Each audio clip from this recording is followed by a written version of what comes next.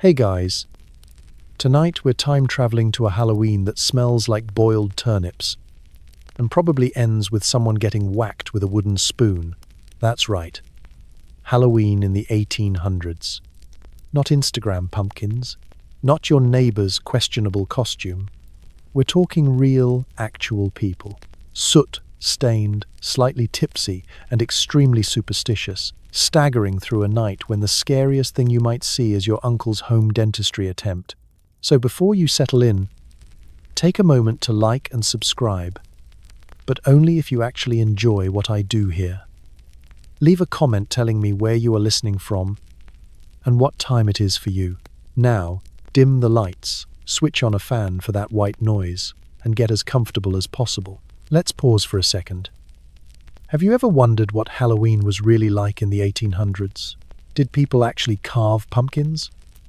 Or did they just stare meaningfully at root vegetables until they felt festive?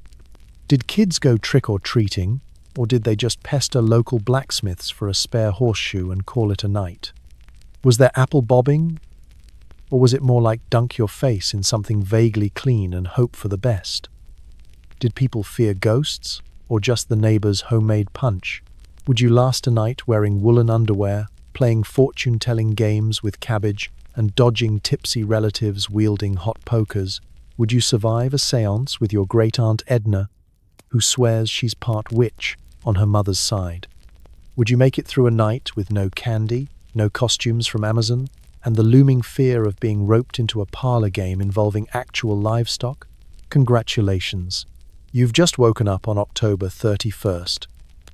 Somewhere between 1800 and 1899, in a house with questionable plumbing and even more questionable traditions. The air is thick with coal smoke, gossip, and the distant sound of someone trying to summon the dead with a frying pan. Good luck. You open your eyes to a bedroom colder than a banker's heart. There's no central heating, just a vague hope that someone remembered to light the fire last night. You can see your breath, you can smell yesterday's cabbage, and you immediately regret whatever you're about to step into on the floor. Welcome to Halloween morning, 1800s style. Let's set the scene. Your bed is a lumpy mattress stuffed with whatever straw or horsehair could be found last harvest, now compressed to the density of a brick and home to at least one mouse with no respect for privacy. The blanket, heavy as your existential dread, is a single scratchy wool rectangle that smells like a combination of mildew, wood smoke, and the ghost of laundry days long past. As you shift, the mattress emits a noise like a dying accordion, and you briefly wonder if you're the first person in history to pull a hamstring before breakfast. The window, if you have one, is a single pane of wavy, hand-blown glass, frosted by the cold and coated with enough condensation to start a mushroom farm. Sunlight struggles to squeeze through, landing in weak streaks across the warped floorboards, boards that are cold, creaky, and suspiciously sticky in places best left unexamined. Somewhere beneath your bed is a chamber pot, also cold, full, and not a morning highlight. If you're really lucky, nobody spilled it during last night's attempt to navigate by candlelight. If you're unlucky, well, you'll know soon enough. Getting out of bed is an extreme sport. Your feet hit the floor, and you're instantly reminded that socks in the 1800s means rag strips wrapped around your ankles and held together by hope. Your toes, numb and slightly judgmental, peek out through holes in your only pair of shoes. The floorboards are freezing, so you do that weird, hunched, tiptoe shuffle, the one that's meant to keep your feet off the ground as much as possible, but really just makes you look like you're walking across a field of emotional trauma. The fire in the grate is nothing but a few sulky embers and a mountain of grey ash. If you want warmth, you're going to have to work for it, splitting logs outside in the brisk morning air, which is exactly as fun as it sounds. Every swing of the axe is a gamble. Will you hit the wood? Or will you throw your back out and spend the rest of the day lying on the parlor floor like a Victorian fainting heroine? The rest of the household is waking up too, coughing, shuffling, and muttering curses at the cold. If you're part of a big family, there's a good chance someone already stole your best shawl in the night. Or maybe just your dignity. You hear your mother or aunt in the kitchen, already clanging pots and trying to convince the wood stove to cooperate. The air smells like last night's boiled vegetables, faint coal smoke, and the unmistakable whiff of damp wool. Halloween or not, the only thing truly spooky this morning is the prospect of communal bath day. Outside, a weak sun rises over a yard littered with frost and the remnants of last night's mischief. Maybe someone left a cabbage on the gatepost, an omen, or just the 1800s version of TPing someone's house. Chickens complain in the yard, their feathers puffed up like angry marshmallows. The neighbor's dog, who's been sleeping under your porch, gives you a look that says, "At least I have fur." You contemplate borrowing it. Before you can even think about breakfast, you have to wash your face, an act of sheer bravery. You fetch a pitcher of water, which is only slightly above freezing, and splash it on your cheeks. It's the closest thing you'll get to a pumpkin spice latte. Shocking, vaguely painful, and oddly refreshing, in the sense that it reminds you you're still alive. You pause, staring at your own red-faced reflection in the cracked tin mirror, and think, would you trade this for modern Halloween with its central heating, electric blankets, and the promise of candy at the end of the day? Maybe. But then again, there's something almost heroic about surviving a Halloween morning when the biggest costume you wear is several layers of clothing and a grim determination not to freeze solid before breakfast. And as you trudge into the kitchen, ready to face porridge, chores, and a long day of 1800s Halloween shenanigans, you realize, if you can survive this morning, you can survive anything. Welcome to history. It's cold, it's creaky, and it's only going to get weirder from here. Breakfast is served. A bowl of porridge, slightly haunted by the ghost of last week's oats. If you're lucky, there might be a crust of bread, but don't get too excited. Butter is a luxury, and jam is a rumor started by rich people. As you chew, you wonder if anyone in this century ever tasted sugar. Let's talk about breakfast in the 1800s, when the most important meal of the day was mostly important for its ability to lower your expectations. You shuffle into the kitchen, clutching your shawl like it's body armor. There's no gentle aroma of coffee brewing, no stacks of pancakes dripping with syrup, and definitely no cinnamon rolls. Instead, you're greeted by a cast-iron pot perched on the wood stove, filled with something that can only be described as mysteriously beige. The porridge, or parritch, as your Scottish ancestors might proudly declare, is made from oats, water, and whatever hope survived the night. It's been simmering for what feels like centuries, first over the dying embers, then reheated in the morning. The consistency is thick enough to stand a spoon upright, and the taste is, well, persistent. Each bite is a reminder that culinary variety was not a priority for most families. Sometimes, if last night's dinner was particularly grim, you'll find a surprise in your bowl, a turnip chunk, a lone bean, or a piece of carrot determined to see another day. If you're from a slightly wealthier household, perhaps there's a little milk to stir in, cold and flecked with cream that stubbornly refuses to mix. But for most, breakfast is all about making do. You scrape the sides of the pot, listening to the familiar sound of porridge clinging for dear life, and try not to think about what's lurking at the bottom. Nobody knows for sure. It might be yesterday's porridge. It might be a family heirloom. And then there's the bread. Don't expect fluffy loaves or sourdough boules. What you get is a hard, dark, brick-shaped loaf that's more weapon than food. It's made from rye, barley, or whatever grain was cheapest that month, and the crust could deflect a musket ball. You attack it with a dull knife, saw off a chunk, and wonder if teeth are really necessary for survival after all. The bread tastes like, well, old bread, earthy, dense, with the faintest suggestion of salt if you're lucky and a hint of dirt if you're not. If you want butter, you'll have to wait for Sunday, or at least until you can sneak a pat from the larder without being caught by your older sibling, who's already watching you like a hawk. If you have siblings, breakfast is less a meal and more a competitive sport. Elbows are thrown, bowls are swapped, and the coveted corner piece of bread becomes a source of household tension. Someone always complains, this is cold, and someone else always insists. It builds character. If a parent is present, you're reminded that in their day, breakfast was even worse. Cold gruel, no shoes, uphill both ways to the field. Classic. Drinks, forget orange juice, tea, or even decent coffee. Most likely, you're sipping weak, lukewarm coffee substitute made from roasted chicory root, acorns, or, in particularly bleak households, boiled twigs. Milk is rationed, tea is reserved for guests, and anything sweet is more myth than menu item. If you get a taste of molasses, you savor it like a Victorian child who's just seen the ocean for the first time. There's one other element to breakfast in the 1800s. Leftovers. Nothing is wasted. If someone couldn't finish their porridge, it's pressed into a tin for tomorrow, or fried up with bacon scraps for the rare, glorious Sunday fry. Waste not, want not, is less a motto and more a threat. Repeated by every grandmother with the authority of a medieval pope. And through it all, breakfast isn't just about food, it's about ritual. It's the one time of day when the whole family gathers, grumbling, shivering, sometimes laughing at the youngest's attempts to sneak sugar from the canister. Stories are swapped. Chores are doled out. And if you're lucky, someone tells a joke so dry it could be used as kindling. So you sit there, spoon in hand, facing down your bowl like it's a rival in a duel.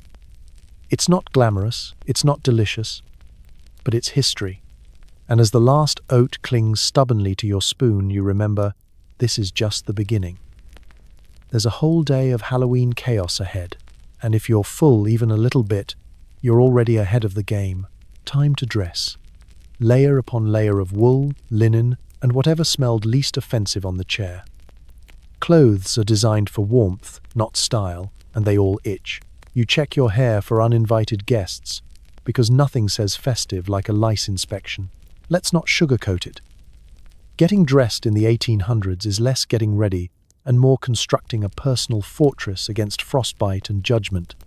You stare at the modest pile of clothes in the corner, each piece folded with hope and, let's be honest, a lingering aura of previous adventures. The air is chilly, and the goal is simple. Put on enough layers to feel slightly less like a popsicle, and slightly more like someone who might survive until lunch. You start with your underclothes, which are neither soft nor luxurious. Linen shifts or shirts are the baseline, offering the delicate comfort of a burlap sack. But they're your only defense against the itchiness of wool.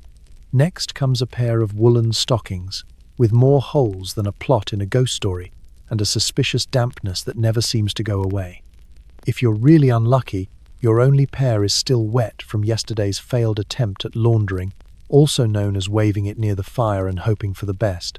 Then you reach for the main event, the wool dress or trousers, depending on your lot in life.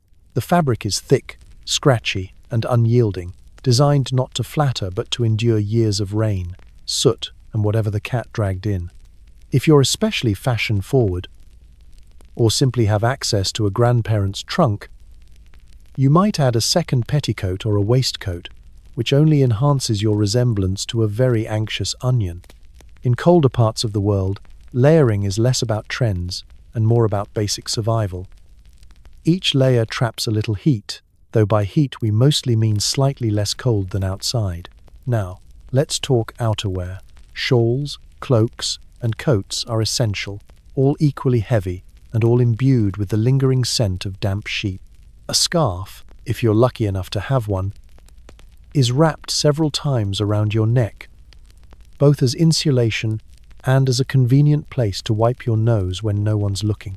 Gloves are prized possessions, often mismatched, with fingers poking through like determined earthworms seeking the Sunday. Shoes don't make me laugh. Leather boots, if you have them, are stiff, cracked, and more decorative than waterproof. Many just settle for wooden clogs or sturdy lace-ups patched so many times the original material is a distant memory. And if you're really having a rough morning, you just wrap your feet in rags and hope for the best. Call it peasant chic. The important thing is that your feet are at least somewhat protected from the icy floor, even if your toes are staging a small, silent protest. Now, hair. The crowning glory of every Halloween morning. Brushing is less about style and more about pest control. Combs are wooden, teeth are missing from both comb and owner, and every family has their own recipe for delousing, usually involving vinegar, lard, and prayers to at least 3 different saints.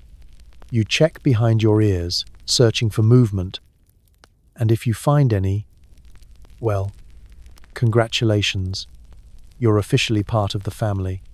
Children line up for their turn under the knit comb, and adults pretend not to mind the occasional itch. Personal space is a modern luxury. Jewelry, if any, is purely sentimental. A ribbon, a brooch, maybe a bead necklace passed down from someone who insists it's lucky. Pockets are rare, so anything you want to keep safe is either tied to your waist, hidden in your boot, or entrusted to the black hole that is the family's communal things drawer. Fashion statements? Only if you count "I'm not freezing to death" as a trend. Once fully dressed, you move with the grace of a stuffed armchair. Every step is accompanied by the gentle swoosh of fabric, the scratch of wool, and the faint jingle of whatever household item you forgot was sewn into your hem last winter. You are, at this point, approximately 40% warmer, 100% itchier, and just a little bit resentful of anyone who ever called this the good old days. By the time you finally trundle out of the bedroom, you look like a cross between a well-insulated scarecrow and a determined survivor of a laundry avalanche. Style? Optional. Warmth? Mandatory. Regret? Guaranteed. Welcome to Halloween, 1800s fashion edition. May your layers be thick, your lice be few, and your dignity survive until supper. The house needs to be cleaned for tonight's gathering, which, in practice, means shoveling ash from the hearth, cursing at soap made from animal fat, and pretending you don't see the mouse that just moved into the bread bin. Your only vacuum is a broom, and it's losing bristles by the minute. Housework in the 1800s is not for the faint of heart or the clean of fingernail. Forget about robotic vacuums, multi-purpose sprays, or that magical device known as a washing machine. Here, every task is manual, messy, and performed with a level of optimism that's frankly unrealistic. On Halloween, the stakes are even higher. You're not just trying to survive another day of dust and despair. You're preparing your home to impress neighbors, in-laws, and whichever distant relatives show up smelling suspiciously of root vegetables. You start with the hearth, the smoky heart of the house. It's covered in a fresh layer of ash from last night's attempts to stay warm and cook something vaguely edible. Cleaning it means scooping handfuls of grey powder into a bucket, desperately trying not to sneeze and redeposit your progress back onto the rug. The smell of old wood smoke lingers in the air, blending with a bouquet of boiled onions and last week's turnips, which, at this point, have more scent than substance. No matter how hard you scrub, the stone never looks clean. It just looks slightly less haunted. Next up, floors. Carpet is a myth reserved for the rich or the extremely delusional. Your floorboards are bare, stained, and dotted with mysterious sticky patches. There's a scattering of straw here and there, meant to freshen the place up, but mostly serving as camouflage for dropped crumbs and the occasional beetle with big Halloween plans of its own. Sweeping is an exercise in futility. Your broom is down to its last few bristles, more of a suggestive gesture than an effective cleaning tool. You attack the dirt with gusto, sending clouds of dust swirling into sunbeams and straight up your nose. If you manage to sweep the debris out the door, congratulations, you've just added it to the neighbor's porch. Laundry is next on the agenda, and it's about as much fun as wrestling a greased pig. Clothes are washed with soap made from lye and leftover animal fat, and the scent can best be described as aggressively natural. You haul heavy buckets of water from the well, scrub everything on a washboard until your knuckles are raw, and then hang it all in the yard, hoping the sun remembers to shine. The wind does its best to help, but mostly just distributes the smell of damp wool throughout the village. If you're lucky, The local dog won't run off with your best petticoat before the neighbors arrive. Then there's the kitchen. The bread bin is alive, and not in a comforting Disney way. You spot a mouse making a daring dash behind the flour sack, clearly unimpressed by your half-hearted attempt at shooing. The kitchen table is wiped down with a rag that's seen better days, probably when it was still someone's shirt. Any remaining freshness is provided by a pot of boiled vinegar simmering on the stove, a tradition that claims to purify the air, but mostly just makes everyone's eyes water and adds an acidic note to the smellscape. Every surface is scrubbed, every corner poked, every window smudged to maximum transparency. You attack the cobwebs with a vengeance, apologizing quietly to any spiders you dislodge. The oil lamp chimneys are polished, leaving you with greasy hands and the faint sense that you've just accomplished something monumental. Any decorative efforts involve a half-hearted arrangement of dying flowers and maybe, if you're feeling festive, a turnip with a face carved into it. Martha Stewart has nothing to fear, but the pièce de résistance is always the front entry. The door is given a quick wash with whatever soapy water is left, and a broom is propped up invitingly outside, half welcome, half threat to any would-be muddy-booted guests. If you have a mat, it's shaken out. If not, you just hope the mud on the step isn't deep enough to swallow your visitors whole. By the end of it all, you're exhausted, smelling faintly of vinegar, lard, and ancient onions. The house is as ready as it'll ever be. Not spotless, not sparkling, but charmingly chaotic and lived in, which is exactly what your guests expect. Because in the 1800s, a clean house is a sign of suspicious priorities. But a haunted one means you're ready for Halloween. Pumpkins aren't always around, so you grab whatever roundish vegetable you can find. Sometimes it's a turnip, sometimes a potato, sometimes something that was probably alive this morning. You hollow it out with a knife so dull it's more of a suggestion than a tool. Let's get one thing straight. Pumpkin carving in the 1800s is nothing like the candlelit, Pinterest-worthy gourd surgery of today. For one thing, pumpkins aren't a sure bet. Depending on where you live and how the harvest went, they might be expensive, unavailable, or already claimed by the family goat. If you're in Ireland or Scotland, the real MVP is the humble turnip, a root vegetable so sturdy it could survive a nuclear winter and possibly has. Potatoes, beets, and whatever the grocer didn't recognize are all up for grabs, as long as they're even remotely round and hollowable with sheer determination and lower back pain. You sit at the kitchen table, armed with a knife that's seen more bread crust than actual sharpening stone. The kids crowd around, excited, while adults try to feign enthusiasm, knowing they'll be the ones scraping rock-hard turnip flesh out for the next 45 minutes. The process is, in a word, rustic. The outer layer is peeled, then comes the slow, finger-numbing work of digging out the insides, which release a smell so earthy you're pretty sure you've inhaled most of the garden. There's no pumpkin carving kit, just the family paring knife, a spoon, and a questionable nail for detail work. Expect blisters, complaints, and at least one emergency finger bandage. As the hollowing proceeds, someone inevitably asks, "Why are we doing this again?" Tradition, you say, though it's hard to explain that the origins go back to old Celtic rituals.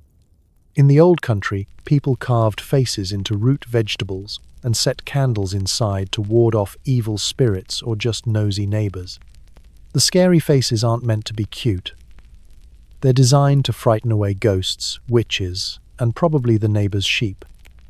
Some faces are simple, 2 triangles and a jagged mouth. Others are accidental masterpieces, unintentionally terrifying, thanks to the turnip's naturally menacing expression. If you're lucky enough to have a pumpkin, congratulations. You're either wealthy, American, or both. Pumpkins are bigger, easier to carve, and hold candles without threatening to burn the house down. There's a sense of pride in displaying your jack-o'-lantern on the porch or windowsill, the flickering candle inside making spooky shadows on the walls.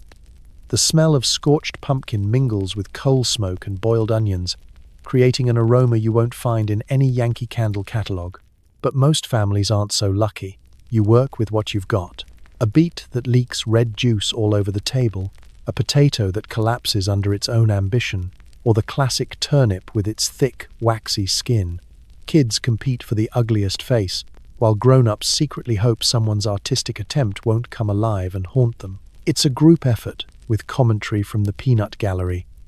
That one looks like Uncle Bert after he lost his last tooth, or, if you squint, it's almost a cat. You resist the urge to carve your boss's face into the turnip. Barely. Candles are precious, so they're used sparingly. A stub of tallow or a crusty old beeswax taper is jammed inside the vegetable, sometimes with more smoke than light. When the candles run out, a few brave souls try to use fireflies, which results in disappointed children and confused insects. The final effect is charming, if a little unsettling. The flickering, misshapen faces stare out at the October night, warding off the supernatural, or at least scaring the neighborhood chickens. When the sun sets, the windowsills and doorsteps glow with homemade lanterns, each one a badge of honor, proof that your family knows how to have a good time with very little. It might not be Martha Stewart, but it's pure 1800s Halloween, messy, resourceful, and just a little bit spooky. In the end, it's not about the pumpkin at all. It's about making something out of nothing, laughing together in the candlelight, and hoping your fingers stay attached for tomorrow's chores. There's no store-bought candy. Instead, kids go door to door asking for soul cakes, nuts, or anything edible that doesn't taste like sadness. Sometimes they get apples, sometimes a stern lecture about moral fiber. It's a mixed bag, literally. Let's set the record straight. Trick-or-treating in the 1800s is nothing like a modern suburban sugar rush. There are no fun-sized candy bars, no bowls full of individually wrapped treats, and certainly no plastic pumpkins brimming with Skittles. The very idea of knocking on doors for candy would sound deeply suspicious to most grown-ups. Instead, Halloween night is a free for all of ancient customs, cautious generosity, and the relentless pursuit of something, anything, that might count as a treat. Children, and not a few teenagers desperate for snacks, head out at dusk, bundled in homemade costumes that are part disguise, part insulation, and entirely repurposed from laundry day rejects. They're not dressed as superheroes or movie stars, more like local ghost, wandering scarecrow, or, if you're really committed, anonymous pile of rags. The idea is to be unrecognizable, and if your own mother can't tell who you are under all those scarves, you've succeeded. Going door to door, kids sing rhymes or recite verses, sometimes accompanied by a harmonica or a half-tuned fiddle. There's no trick-or-treat as a threat.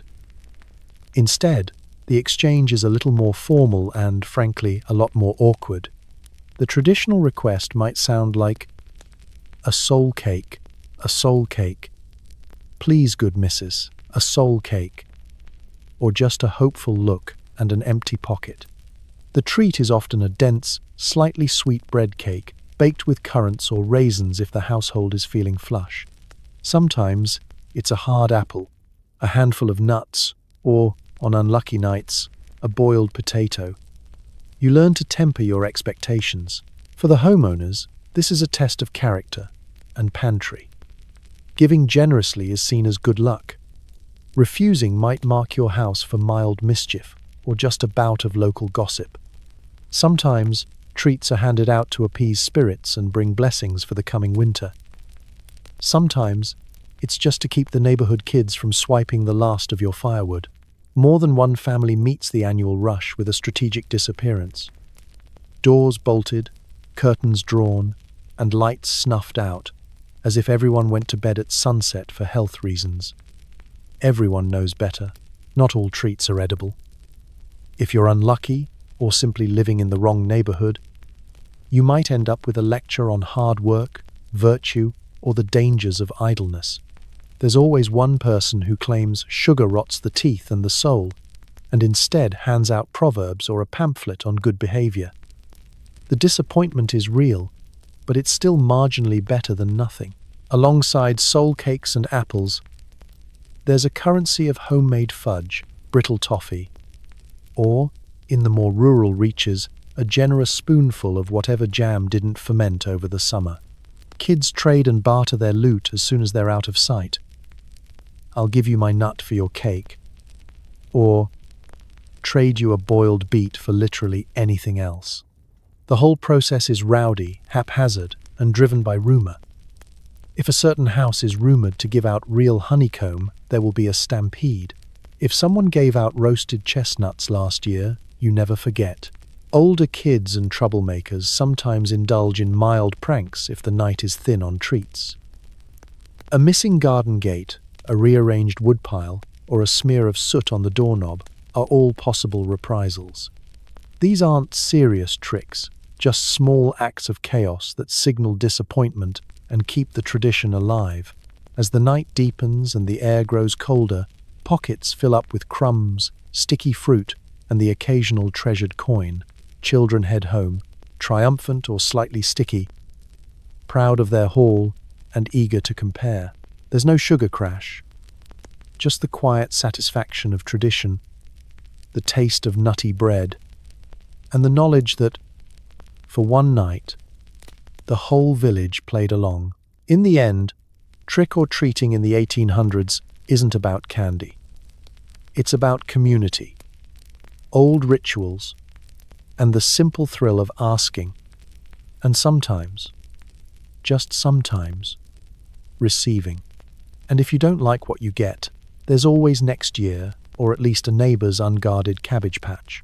Tonight's entertainment. Trying to predict your romantic future by tossing apple peels over your shoulder, or staring into a mirror by candlelight until you see your soulmate, or just your own sleep-deprived reflection. Bonus points if the mirror cracks. Parlor games on Halloween in the 1800s are nothing short of mystical chaos, a fever dream of superstition, peer pressure, and the desperate hope that something in your damp, turnip-scented life will one day lead to a happy ending. You can forget about scary movies or scrolling social media. Instead, your whole evening's excitement is wrapped up in bizarre rituals passed down from someone's great-great-grandmother, all promising to reveal whether you'll marry, inherit a fortune, or at the very least, not end up haunting the family outhouse for eternity. The scene is set. The parlor is dimly lit by sputtering candles or, if you're lucky, an oil lamp struggling against a draft. Shadows flicker against wallpaper that's seen better decades. Family and friends crowd around, elbow to elbow, all determined to tempt fate or just avoid helping with the dishes. Someone produces a battered copy of the Book of Superstitions, and the games begin. First up is the classic apple peel game. You grab an apple, preferably not the wormiest one from the trick-or-treat stash, peel it in a single, unbroken spiral, and toss the peel over your left shoulder. When you turn to look, it's supposed to form the initial of your true love's name. More often, it just looks like a question mark, a squiggle, or the number 2, which prompts long, awkward explanations for the rest of the year. If you see something resembling an R, you might get excited until everyone else in the room claims it's clearly a Q or maybe a snake. Next is mirror gazing, one of the most theatrical and mildly terrifying traditions. The bravest, or most foolish, among you grabs a candle and stands before the largest, least streaky mirror in the house. The idea is simple. Gaze into your reflection, and, if the spirits are willing, your future spouse will appear over your shoulder. What actually happens is a lot of nervous giggling, some shrieks when the candle flickers, and at least one person who claims to have seen something, only to realize it was their own shadow or a strategically placed potted fern. Still, there's an undeniable thrill, part anticipation, part fear that the only thing you'll see is yourself, with dark circles under your eyes and a suspicious porridge stain on your chin. Another favorite is the dumb supper, a silent meal set at midnight for the ghosts of future husbands or wives. Plates are set, food is served, and not a word is spoken. Participants hope for a ghostly sign, a flickering candle, a draft, or perhaps the mysterious appearance of a sock nobody's seen in months. Inevitably, someone sneezes, someone giggles, and the only spirit that shows up is Aunt Muriel, who's been sleepwalking since Michaelmas. There's also the pulling of Snapdragon, a game where raisins are dropped in a bowl of burning brandy and daring souls try to snatch them out with bare fingers. The risk of mild burns is high, but so is the entertainment value, especially when Uncle Edgar sets his cuff alight and everyone debates whether that's a sign of good fortune or just poor coordination. Cabbage stalk pulling is another classic. You sneak into the garden, blindfolded, and pull a cabbage from the ground. The size, shape, and character of your cabbage supposedly predicts the personality of your future spouse. Pull a big, leafy one? Lucky you. Get a shriveled, muddy root? Well, best lower those expectations. Through it all, the mood is giddy, superstitious, and just a little bit conspiratorial. Everyone's secretly hoping for good news from the spirit world, but everyone's also quick to laugh off bad omens, or at least blame them on the weather. It's a chance to flirt, to tease, to dream, and above all, to keep the long October night at bay with a little bit of magic. By the time the games wind down, you're left with a room full of giggles, ambiguous prophecies, and at least one broken teacup. The future remains as mysterious as ever, but tonight, with friends and candlelight, you feel just a little more hopeful and a little less afraid of the dark. Nothing says fun like dunking your face into a barrel of chilly water filled with floating apples. The rules are simple. Keep your hands behind your back and try not to inhale half a gallon of mystery water. If you win, you get an apple. If you lose, pneumonia. Welcome to the most iconic, least hygienic party game in the 1800s Halloween arsenal. Apple bobbing, also called ducking for apples, sounds charming in theory. In reality, it's more of a slapstick competition in respiratory survival, dental prowess, and how well your family can hide their laughter when you come up spluttering and red-faced. The apple barrel is dragged in from outside, still faintly sticky from its last job storing cider or livestock feed. Someone fills it with well water, so cold it should come with a warning label. If you're lucky, they at least fished out the frogs first. Contestants line up. Faces flushed from the fire, or just sheer terror, and take turns kneeling beside the barrel. The first few kids are always eager, until their chins hit the icy surface, and the shock makes them reconsider every life decision. Tradition demands no hands, which means all the action happens with your mouth. It's equal parts athletic event and comedic spectacle. Teeth snap, lips freeze, apples dodge with an agility they definitely didn't have in the orchard, and the water splashes everywhere. If you manage to bite into an apple and yank it out before losing all feeling in your nose, you're declared the winner, cheered by the assembled crowd, and gifted the dripping apple as a prize. As a bonus, you also get a face full of cold water and a slightly looser tooth. If you're not feeling lucky with apples, there's always the even riskier snap apple. Someone hangs apples from the ceiling with a string, and you must grab a bite while keeping your hands behind your back and your dignity firmly on the line. This game has the added joy of swinging apples that knock you in the forehead, tangle in your hair, or just fall to the ground in a mushy defeat. The person who invented Snap Apple was clearly both a genius and a menace. Of course, apple games aren't the only watery disasters available for your entertainment. There's the classic ducking for nuts, which is like apple bobbing but with objects so small you risk swallowing them and turning a wholesome family event into a dramatic medical emergency. The nuts, walnuts or hazelnuts, bounce, roll and evade capture with the skill of seasoned escape artists. Winners get the nut, a round of applause, and a lifelong aversion to walnuts. Adults occasionally join in, urged by children and fueled by a sense of nostalgia or possibly just a mug of mulled cider. Nothing bonds a community like watching the town blacksmith try to bite an apple without his false teeth, or the vicar shriek as he accidentally dunks his wig. In the 1800s, embarrassment is communal, And the ability to laugh at oneself is as important as knowing which fork to use at Sunday supper. Cleanup is its own adventure. By the end of the evening, the kitchen is awash with puddles, muddy footprints, and the sticky detritus of half-eaten fruit. Someone inevitably slips. Someone else blames the apple barrel for the new draft under the door. And everyone agrees that at least nobody drowned. If you're lucky, the family dog gets to polish off the bruised apples, and the barrel goes back outside, ready to be refilled with something less festive and more agricultural tomorrow. Despite the risk of wet collars and sniffles, apple bobbing and its aquatic cousins remain beloved Halloween staples.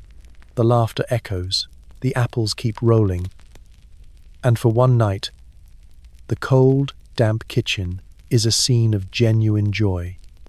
Proof that sometimes the simplest traditions are the ones that stick and drip the longest. Whether you win an apple or just a story to tell, you've earned your place in the soggy annals of Halloween history.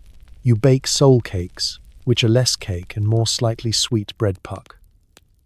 They're offered to wandering neighbors or children, and sometimes even left out for ghosts.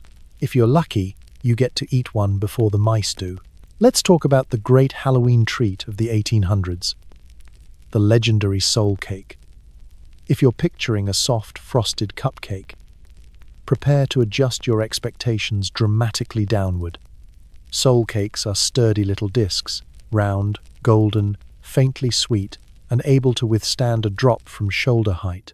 In the 1800s, these humble bakes serve as both snack and spiritual offering, uniting the worlds of the living, the dead, and anyone with unexpectedly strong teeth. The baking begins early in the day, because you're working with yeast and an oven that takes a solid hour just to decide whether it feels like cooperating. The kitchen fills with the smell of flour, spices, if you're lucky, and nervous anticipation. There's no stand mixer, just elbow grease and a big wooden spoon. Ingredients are basic.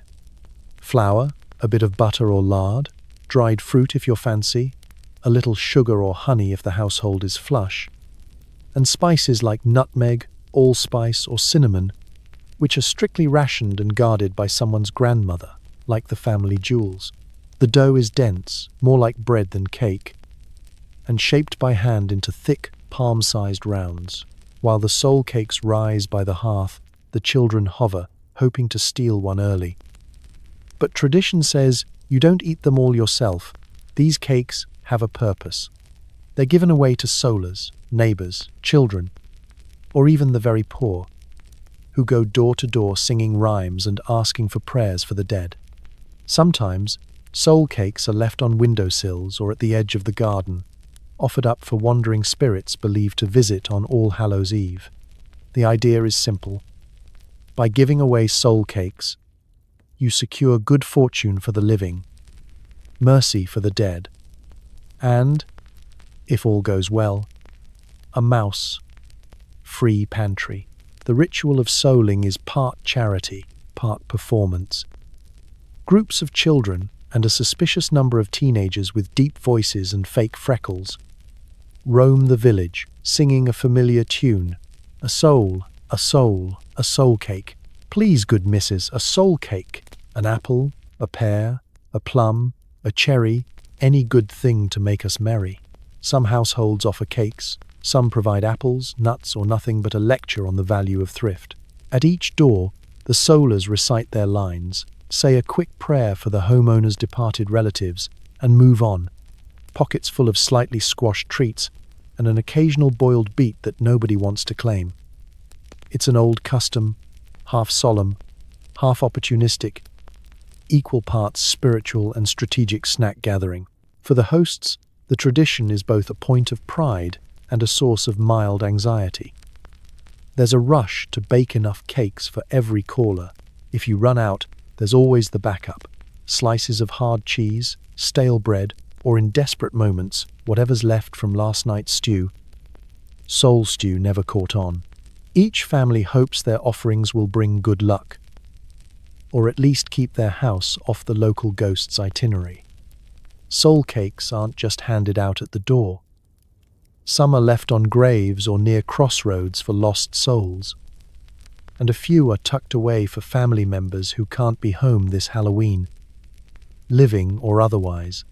The act is both practical and poignant, an acknowledgement that the veil between worlds is thin tonight, and it never hurts to stay on the right side of a friendly ghost. And let's be honest, soul cakes taste best when eaten illicitly, snuck from the cooling rack, warm and fragrant, with sticky fingers and crumbs trailing behind you. They're simple but satisfying, dense, a little dry, faintly spiced, and inexplicably comforting on a cold night. If you manage to snag one before they're all distributed, you savor it, knowing that you're not just indulging in a snack but carrying on a tradition as old as superstition itself. By the time the last cake is given away and the last prayer is whispered, you're left with the cozy satisfaction of having fed the hungry, honored the dead, and maybe, just maybe, secured yourself a night free from spectral visits or rodent heists. Soul cakes. Proof that the best Halloween treats are the ones that feed both body and spirit, and maybe keep a ghost or two happy in the process. Costumes are homemade, and they're usually terrifying, not by design, but by necessity. Old sheets, soot, and vegetables with faces carved into them are the tools of the trade. The goal isn't to look cute, it's to look like you crawled out of the compost heap. If you thought Halloween costumes in the 1800s involved sparkles, glitter, or clever pop culture references, you are in for a rude and lumpy awakening. The average costume this century is part survival strategy, part last-ditch effort to scare away both evil spirits and judgmental neighbors. There's no Amazon, no Spirit Halloween store, and definitely no plastic vampire teeth, unless you count Grandpa's emergency wood-carving project gone horribly wrong. The creative process starts in the kitchen or the barn, wherever the most salvageable materials are found. The family scours trunks, closets, and laundry piles for anything that can be layered, wrapped, or otherwise draped across a shivering child. Old nightgowns? Yes. Torn shirts and ragged trousers with knees worn out from generations of weeding? Absolutely. The clothes are mismatched, too large or too small, and frequently damp from their last washing, which may or may not have involved a rain barrel and wishful thinking. For many, a white sheet with hastily snipped eye holes is as good as it gets, a ghost by default, though the resemblance to a laundry accident is uncanny. For the more adventurous, soot from the hearth is used as instant face paint. A streak across the cheeks transforms anyone into a mysterious spirit, or more likely, a mischievous chimney sweep. Potatoes carved into masks are worn with twine or string, creating an effect that is less enchanting fairy and more escaped vegetable criminal. And of course, the infamous turnip lantern is sometimes worn as a hat, both for intimidation and for the vague hope it'll keep your ears warm. Not that warmth is guaranteed. Most costumes provide little insulation, but what they lack in practicality they make up for in horror. The idea, after all, is not to charm, but to unsettle, to frighten away ghosts, fairies, or any wandering creature with malicious intent, or, as the village rumor mill would have it, to finally get back at your siblings for every last prank. Homemade costumes from this era are a blend of trial, error, and please just hold still while I tie this around your ankle. Buttons are optional, pins are mandatory, and if the family has an extra scarf or ribbon, it's used to hide stains, tears, or last year's emergency repairs. Adults join in too, sometimes out of nostalgia, sometimes just to avoid being recognized as the one who gave out parsnips last Halloween. With enough rags and confidence, anyone can become a bog spirit, a lost traveler, or simply something that made the baby cry. Costume contests are less about winning and more about surviving until nightfall without freezing or losing a shoe in the mud. Accessories are whatever can be scrounged up, A broom becomes a witch's staff. A mop head becomes wild hair. And someone always manages to find a string of onions or garlic to ward off evil. If you're really lucky, someone's uncle is handy with paper mache, producing a mask so strange and lumpy it would terrify even the most seasoned ghost. If not, a potato sack with a face drawn on it will have to do. Fashion is, in this case, extremely subjective, and yet there's a genuine excitement in the air as everyone parades around, laughing at the most outrageous get-ups, swapping costume pieces, and secretly wishing for next year's ensemble to be slightly less itchy. There's a special pride in knowing that your witch outfit is unlike any other, partly because no one else would ever think to use that many mismatched socks in one look. When night falls, the village becomes a parade of the strange, the spooky, and the genuinely creative. Shadows dance, faces are hidden, and the line between the living and the supernatural blurs just a little. For one magical evening, everyone gets to be something else, at least until it's time to go home. Peel off the soot and return the vegetable accessories to the stew pot. In the world of the 1800s, that's as close to costume glory as you can get. Some families hold seances because nothing says cozy holiday like summoning the spirit of a relative who still owes you money. The table creaks, the candles flicker, and everyone pretends not to be terrified, or at least deeply uncomfortable. In the 1800s, spiritualism and seances are the trendy parlor pastime, sort of like a cross between family game night and an existential crisis. The Victorians, in particular, have a peculiar enthusiasm for chatting with the dead, especially on chilly autumn evenings when the wind rattles the windows and the darkness outside feels extra haunted. Halloween, with its long-standing reputation as a night when the barrier between worlds is thinnest, is prime time for the amateur medium. The ritual usually begins after supper, when bellies are full and imaginations run wild. The family gathers in the parlor, everyone from the grandmother with her special gift to the youngest, who just wants to stay up past bedtime. The atmosphere is carefully cultivated, curtains drawn, fire low, and as many candles as the household can afford flickering on every flat surface. Shadows stretch and quiver on the wallpaper, and even the bravest uncles seem to sit a little straighter. If you're lucky, someone has a mysterious old bell or a set of tarot cards, but the bare minimum is a round table, a sense of occasion, and the willingness to blame creaking floorboards on the supernatural. The medium, self-appointed or otherwise, takes charge. This is usually the most theatrical member of the household, armed with a shawl, a faraway gaze, and a voice that could sell snake oil at the county fair. Hands are clasped around the table, and all are instructed to concentrate very hard and think of Uncle Silas, or anyone else who left behind an embarrassing will. Sometimes, a few brave souls ask the spirits for specific advice. Should we dig up the turnip patch? Or just move? Is Cousin Abigail really engaged to the baker? Or is that just village gossip? The dead are expected to have opinions on everything. The session begins with a call for any spirit who wishes to make themselves known. Questions are asked, slowly, solemnly, and always in the kind of voice that suggests you expect thunder to rumble at any moment. Is there anyone here who wishes to speak? If a candle flickers, everyone gasps. If a floorboard pops, all eyes dart to the ceiling. Most of the time, the spirits are frustratingly quiet, which gives Aunt Beatrice time to dramatically sigh and warn of unquiet energies. Occasionally, the family cat jumps onto a lap at just the wrong moment, triggering a collective leap worthy of a music hall comedy. Every sound and shiver is interpreted as a sign. A cool breeze? Grandfather's presence. A clock striking the hour? A message from the other side. Even the accidental nudge of the table by a restless child becomes cause for breathless speculation. If you're feeling particularly daring, you might attempt table turning, encouraging the table to tip and spin in response to yes or no questions, at least until someone's drink spills and the séance devolves into chaos. Not all spirits are welcome, of course. Any sign of negativity, like an especially cold draft or an uncle who won't stop snoring, is met with a flurry of hasty goodbyes.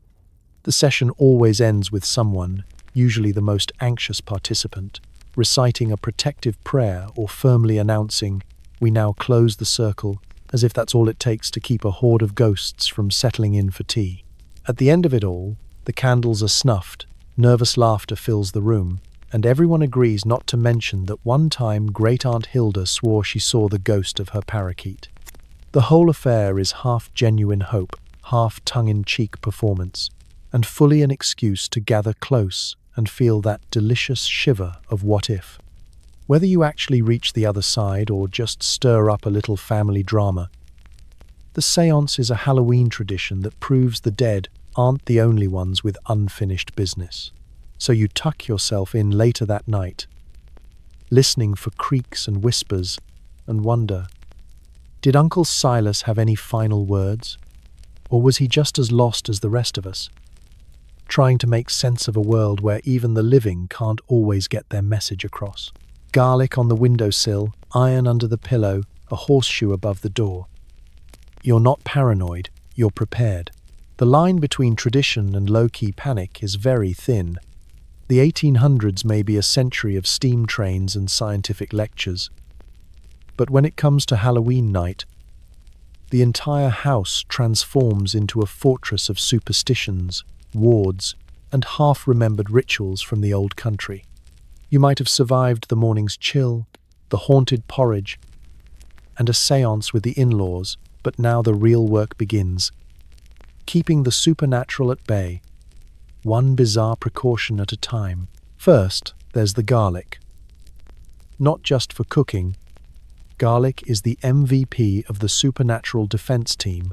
It's braided and hung from rafters, wedged into windowsills, and, if you live near a graveyard, sometimes carried in your pocket.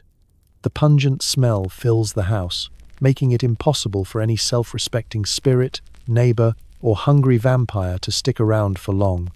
Children are sent to tuck a clove behind every door, partly as protection, partly to keep them busy and out of the soul cakes.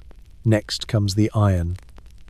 An iron nail, horseshoe, or even a cast iron skillet stashed under the bed is said to confuse or repel wandering spirits. Why iron?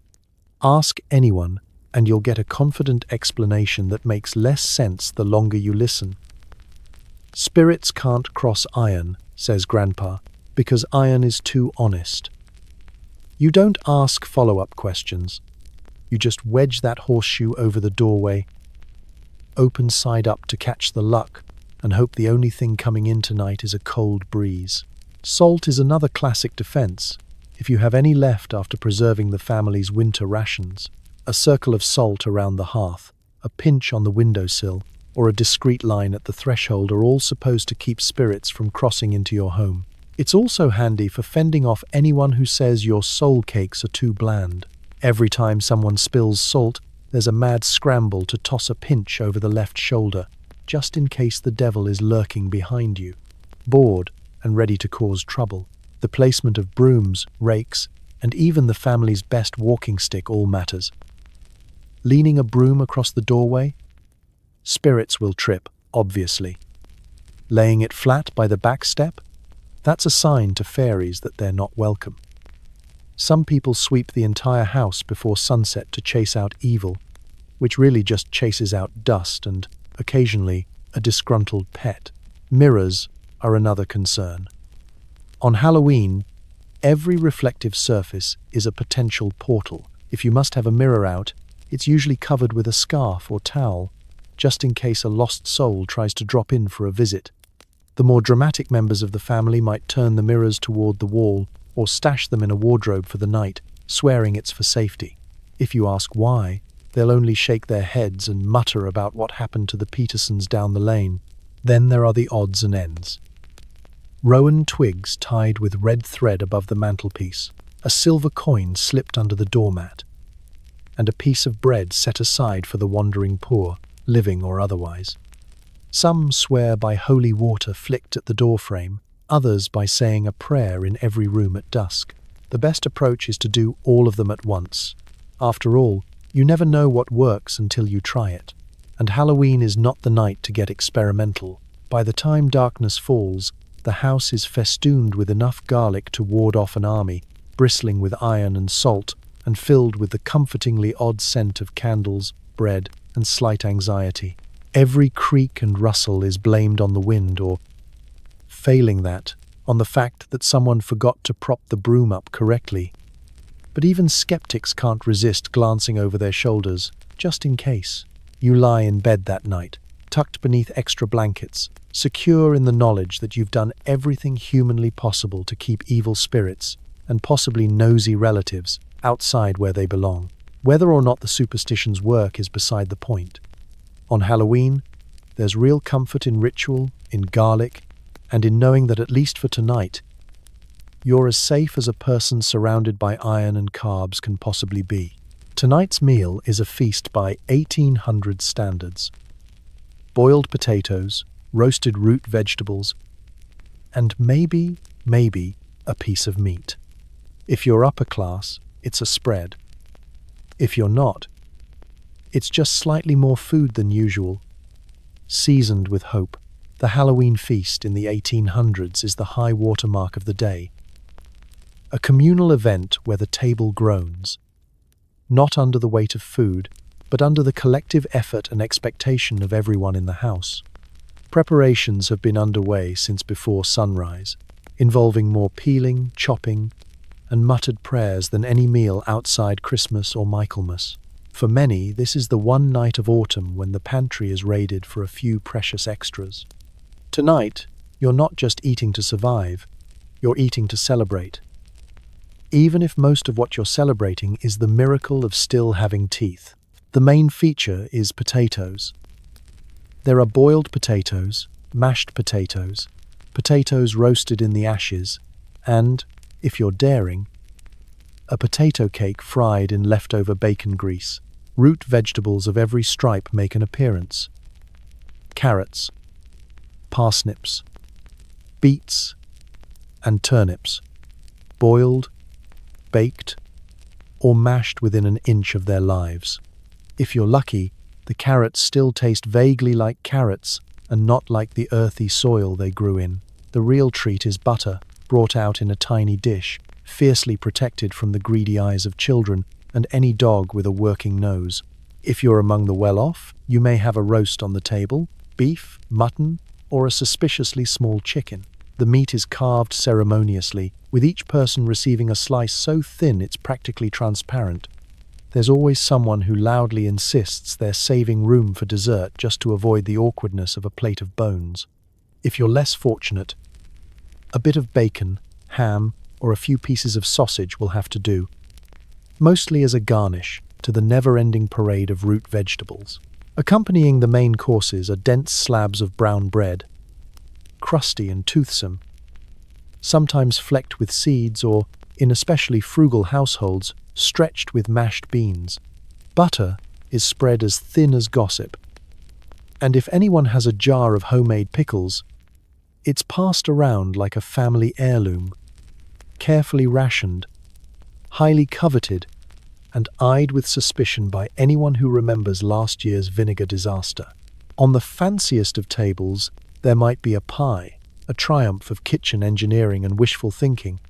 Apple pie if the harvest was good, mincemeat if the larder still holds its secrets, or pumpkin pie if you sacrificed your jack-o'-lantern dreams to the dessert gods. Cream is a luxury, doled out with the warning that it must last until Sunday. Stewed fruit, perhaps pears or plums preserved in syrup, provides a splash of color and a glimmer of hope for the future. Of course, for most families, dessert is a handful of nuts, a wrinkled apple, or the remnants of soul cakes baked earlier in the day. Children vie for the choicest bits, and the lucky winner of the hidden bean in a cake or pie earns the dubious honor of leading the first toast, or doing the dishes. The meal itself is equal parts eating and storytelling. As the plates empty, the real entertainment begins. Tales of Halloween's past, family legends, and ghost stories told with wild gestures and whispered warnings. Laughter bounces off the walls, mingling with the clatter of spoons and the crackle of the fire. Someone tries to teach the children a riddle, and someone else inevitably brings up that time a pie crust was so tough it broke a knife. No one is in a hurry to finish. By the end of the feast, you're not so much full as satisfied. Bellies warmed, hearts lifted, and spirits braced for the long, cold months ahead. The leftovers are scraped into a communal bowl for tomorrow's breakfast. Or for the dog, who's been practicing its pleas. I'm starving face all evening. For one night, the table feels abundant, the company feels festive, and the outside world, with all its chills and shadows, feels very far away. In the 1800s, a Halloween feast isn't about excess. It's about making the most of what you have, savoring the company, and filling your soul as much as your stomach. Because tomorrow, it's back to porridge. Tonight, at least, you feast. Once it's dark, everyone gathers around the fire. You tell ghost stories, each one more absurd than the last. Someone swears the house is haunted. Someone else swears it's just wind and a leaky roof. Arguments ensue. The sun has sunk beneath the hedgerows. The kitchen is awash with dishwater and the remnants of potato peels, and the only light left comes from a handful of candles and the persistent, slightly judgmental glow of the hearth. It's time for that most essential of Halloween rituals in the 1800s. Telling ghost stories. The meal is finished, but nobody is moving far from the warmth, partly because the night outside is freezing, and partly because there's nothing more comforting or thrilling than scaring yourself silly in the company of people who love you enough to laugh when you shriek. It begins innocently enough. Someone, a cousin, a grandparent, maybe the neighbor who just won't leave, clears their throat and starts with a tale from when I was a boy. The stories all follow a familiar rhythm: a lonely crossroads, a mysterious figure, a full moon, the wind howling like a pack of wolves, and, if you're lucky, a chilling twist at the end. Each story is punctuated by the popping of the fire, the gasp of the youngest listener, or the dramatic shadow a storyteller casts on the wall when they lean too close to the candle. Children press closer together, wrapped in shawls and blankets, eyes wide, every creak of the house amplified into a sign of supernatural activity. It's the kind of suspense only a drafty, dimly lit cottage can provide. Someone in the back insists they can feel a cold spot. That's where the old highwayman was buried, I'm sure of it, while another loudly claims that all ghosts are just rats in the walls. The debate is as much a part of the night as the stories themselves. As the night deepens, the tales grow more ridiculous. There's the headless coachman, doomed to circle the village every Halloween until someone returns his missing boot. There's the weeping woman in white, forever searching for her lost pie. The dancing skeleton who once interrupted a harvest festival and left nothing but muddy footprints and one very nervous sheep. For every genuinely spooky tale, there's another that veers dangerously close to comedy. Like the time Uncle Reggie mistook his own reflection for the ghost of old Mrs. Crandall and fainted into a vat of pickled onions. Everyone gets a turn, even the shyest child, who is encouraged and bribed with an extra nut or apple slice to share a tale. The rules are simple: the more outlandish, the better. Props are encouraged. Someone throws a shawl over their head, another uses a stick as a spectral cane, and at least one cousin will try, and fail, to make ghostly moaning noises without breaking into giggles. The cat inevitably makes a surprise appearance at just the right moment, sending everyone into a fresh round of startled squeals and nervous laughter. Parents and elders lean into the suspense, embellishing stories with warnings about wandering too far from the fire, or what happens to children who don't finish their root vegetables. The bog spirits are always hungry, someone says with a wink, and they love to eat cold potatoes. Laughter, shrieks, and shushing ensue. For a moment, the real world drops away. No worries about chores, blisters, or how many turnips are left in the cellar. It's just the family, the fire, and a whole night ahead to wonder what might be waiting outside the window. Eventually, after the last tale has been told, everyone lingers a little longer by the fire, reluctant to break the spell. Candles gutter low, the embers glow, and stories echo in the hush. Some try to act brave on the way to bed, but more than a few insist on sleeping with an extra blanket or a smuggled lantern, just in case. In the end, ghost stories aren't really about ghosts. They're about making memories, finding warmth in a cold season, and reminding each other that life, however strange, is always better with a little shared fear and a lot of laughter. On Halloween night in the 1800s, nothing banishes the darkness better than a good story and a house full of voices refusing to be quiet. Outside, the community gathers for a bonfire. It's supposed to ward off evil, but mostly it's an excuse to stand close to actual warmth and gossip about who's secretly dating the blacksmith's cousin. After a long evening of cramped parlor games, overly enthusiastic fortune-telling, and enough root vegetables to haunt your dreams, it's finally time to step out into the chill October night. The air smells of wood smoke and anticipation. The bonfire, sometimes no more than a controlled pile of damp branches, sometimes a towering inferno that would give the fire brigade a panic attack, is the true centerpiece of Halloween in the 1800s. For one night, everyone puts aside the day's drudgery and trudges down the muddy lane, lanterns in hand and children in tow, to see who can get closest to the flames without singeing their eyebrows. The bonfire's official purpose is to ward off evil spirits, send warmth up to departed souls, and maybe remind the sun to come back in spring. But everyone knows the real draw: warmth, spectacle, and the irresistible pull of a shared blaze on a cold night. Villagers, neighbors, distant cousins, and even that mysterious traveler who's been renting the miller's barn for business all drift toward the light. The fire is piled high with whatever won't be missed: broken chairs, old fence posts, last year's failed attempts at handicrafts, and the occasional suspiciously unidentifiable bundle. If you're lucky, someone's added a few green branches for that extra Halloween sizzle and a cloud of smoke that will have everyone coughing and blaming the spirits. Once the fire is roaring, the party begins in earnest. There's no DJ, no playlist, just the crackle of burning wood, the snap of sparks, and a ragtag chorus of voices telling stories and singing half-remembered songs. If anyone brought a fiddle, now's the time for lively reels, and if not, a few brave souls attempt to harmonize anyway. Embers float up into the dark, chased by children who swear each glowing speck is a fairy or a wandering ghost. The warmth is immediate and all-consuming. You stand close until your shins roast, then step back just as your backside starts to freeze. Tradition dictates that each family brings something to toss into the fire as a token: a handful of grain for luck, a twist of wool for protection, or a note scribbled with the name of a personal worry or bad habit offered up to be burned away.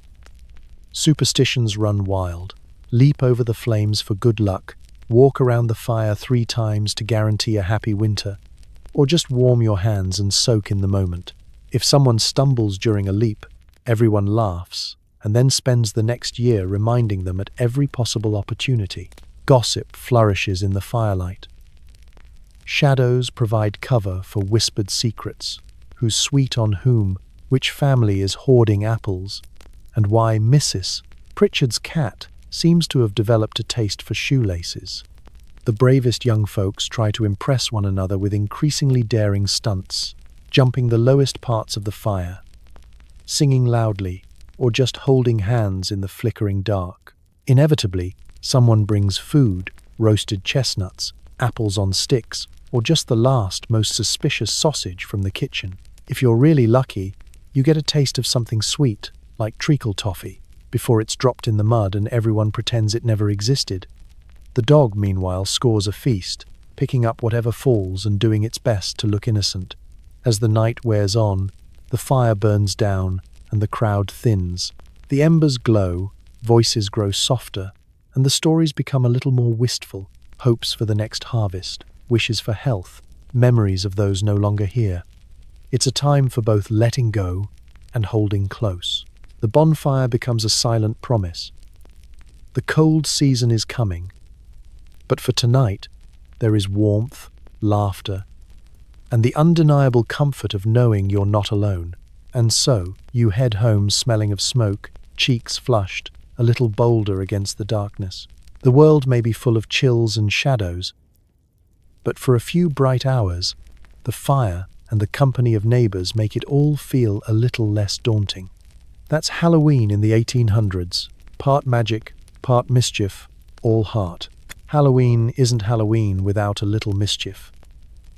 And in the 1800s, tricks are as much a part of the festivities as the food and fire.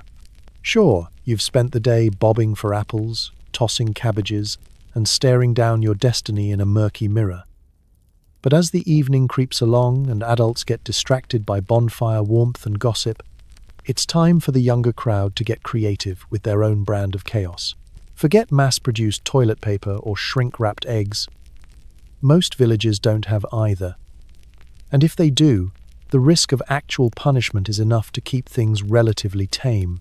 Instead, you'll find yourself with a bar of homemade soap, a potato, or a handful of mud. Windows become prime targets, transformed into smudged works of art by giggling children. The best soap is the extra slippery, stinky kind that leaves a ghostly film and a strong scent behind. A little reminder for the morning. Gates are another favorite. Every Halloween, some unlucky household wakes to find their front gate missing, tucked halfway up the lane or propped on top of the pigsty.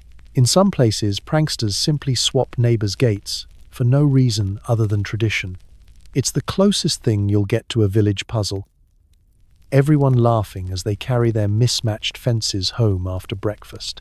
If there are outhouses, you can bet at least one is toppled. The daring, or reckless, climb onto barn roofs to hang cabbage heads from weather vanes, stringing up a row of turnips with faces carved in them like little warning signs. Some even smear molasses on doorknobs or fill boots left outside with straw and pebbles. Simple pranks that walk the line between harmless fun and grounds for a family feud. Older teens take pride in the most elaborate capers.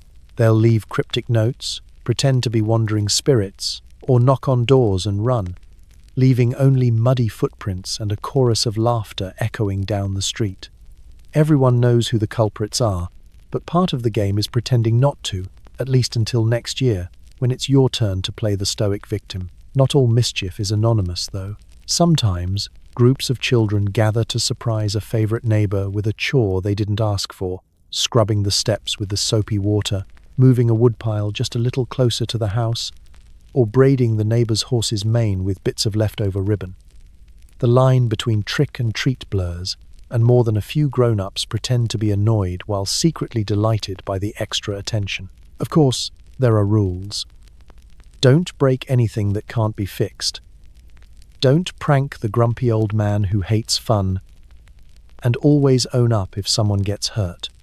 Mischief is meant to bond the community, not split it apart. If things get out of hand, a stern word from a parent or a well-aimed boot is usually all it takes to restore order. By midnight, the village is a patchwork of soap-smudged glass, wandering livestock, and outhouses leaning at questionable angles. Most of the pranks are cleaned up before sunrise, and the only evidence is a handful of sleepy-eyed children and adults with stories to tell until next Halloween. Mischief, in the end, is a way to shake off the darkness, poke fun at authority, and remind everyone that a little harmless trouble is good for the soul. It's not about destruction, it's about laughter, tradition, and the shared delight of a community that knows how to laugh at itself. Inevitably, someone gets accused of being a witch, usually the person with the best garden. If you're lucky, it's all in good fun. If you're not, you spend the night hiding your herbal remedies. In the 1800s, the witch panic isn't quite the frenzied, torchlit mob scene of earlier centuries. But suspicion and superstition are still alive, and lurking just beneath the surface. Every village has its strange neighbor, the one with the slightly crooked smile, a mysterious cat, and a collection of plants that seem to grow even when everyone else's garden is a dirt patch. She might be a widow, a healer, or simply someone who knows the difference between sage and random backyard weeds. On Halloween, when the air is thick with stories of the supernatural, that person inevitably becomes the subject of the year's witch jokes. It starts innocently enough. After the ghost stories and the first round of apple bobbing, someone will glance at Mrs. Pickering's window and whisper, "She's probably flying tonight." The younger kids are wide-eyed, the teenagers roll their eyes, and the adults smirk, everyone secretly hoping for a glimpse of something magical, even if it's just her laundry blowing in the wind. The witch herself might play along, winking at children, making wild predictions, or offering a piece of her special candy. Most of the time, it's just peppermint, but the psychological power of suggestion is strong, especially after sundown. If the crops were good, if the pies rose tall, or if the cows stopped coughing this year, credit goes to her mysterious potions and well-timed advice. The flip side? If there's a bad harvest, a sudden illness, or a particularly disappointing batch of soul cakes, whispers can turn sharper. "It's the witch," someone jokes, only half joking. You learn quickly not to complain about a sore knee or mention that your sheep are acting funny, lest the evening's banter drift in your direction. The local witch panic is less a true crisis and more a village-wide exercise in collective imagination. On Halloween, it becomes the stuff of light-hearted contests. Who can best mimic the local wise woman's cackle? Who dares knock on her door for a charm? Who can find the most unusual root in her garden and claim it's magical? There's often a dare to walk past her house at midnight, or to peek through the window and report back with tales of bubbling cauldrons, which, upon closer inspection, turn out to be soup. But for those with real herbal know-how, it's a night to keep a low profile.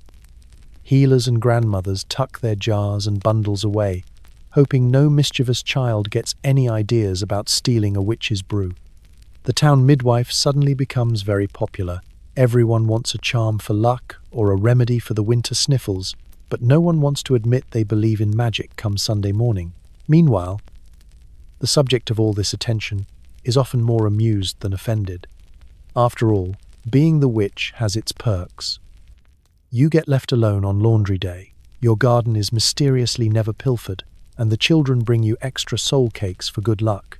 A wise witch might even stoke the rumors, tossing a handful of herbs on the bonfire for extra smoke, or predicting the weather with uncanny accuracy. Helped, of course, by years of careful observation and the secret calendar tucked behind the flower jar, by the end of Halloween night, the witch panic fizzles as quickly as it sparked. The villagers head home, stories slightly exaggerated, imaginations running wild, and everyone secretly relieved that the only magic on display was the ability to make 3 pies from 1 pumpkin.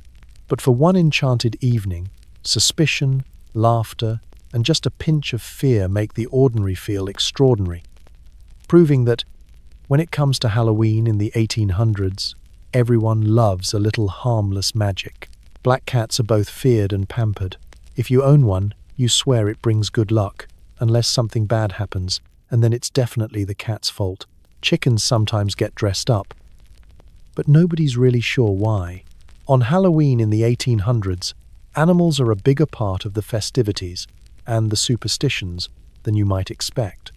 In a world where the line between luck and disaster feels as thin as a turnip peel, your pets and livestock are roped into the season's rituals, whether they want to participate or not.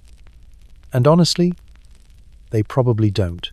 Let's start with the black cat, the true celebrity of Halloween night. In some homes, a black cat is a living talisman. Children and adults alike go out of their way not to cross its path, unless, of course, the family already owns one, in which case it's cosseted, bribed with extra scraps, and fussed over as a furry, purring lucky charm.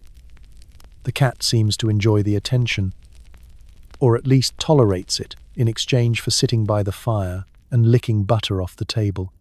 But the moment something goes wrong, a missing pie, a spilled lantern, a sudden draft, it's the cat's fault, and everyone swears it was staring at them funny all night. Other pets don't get off much easier.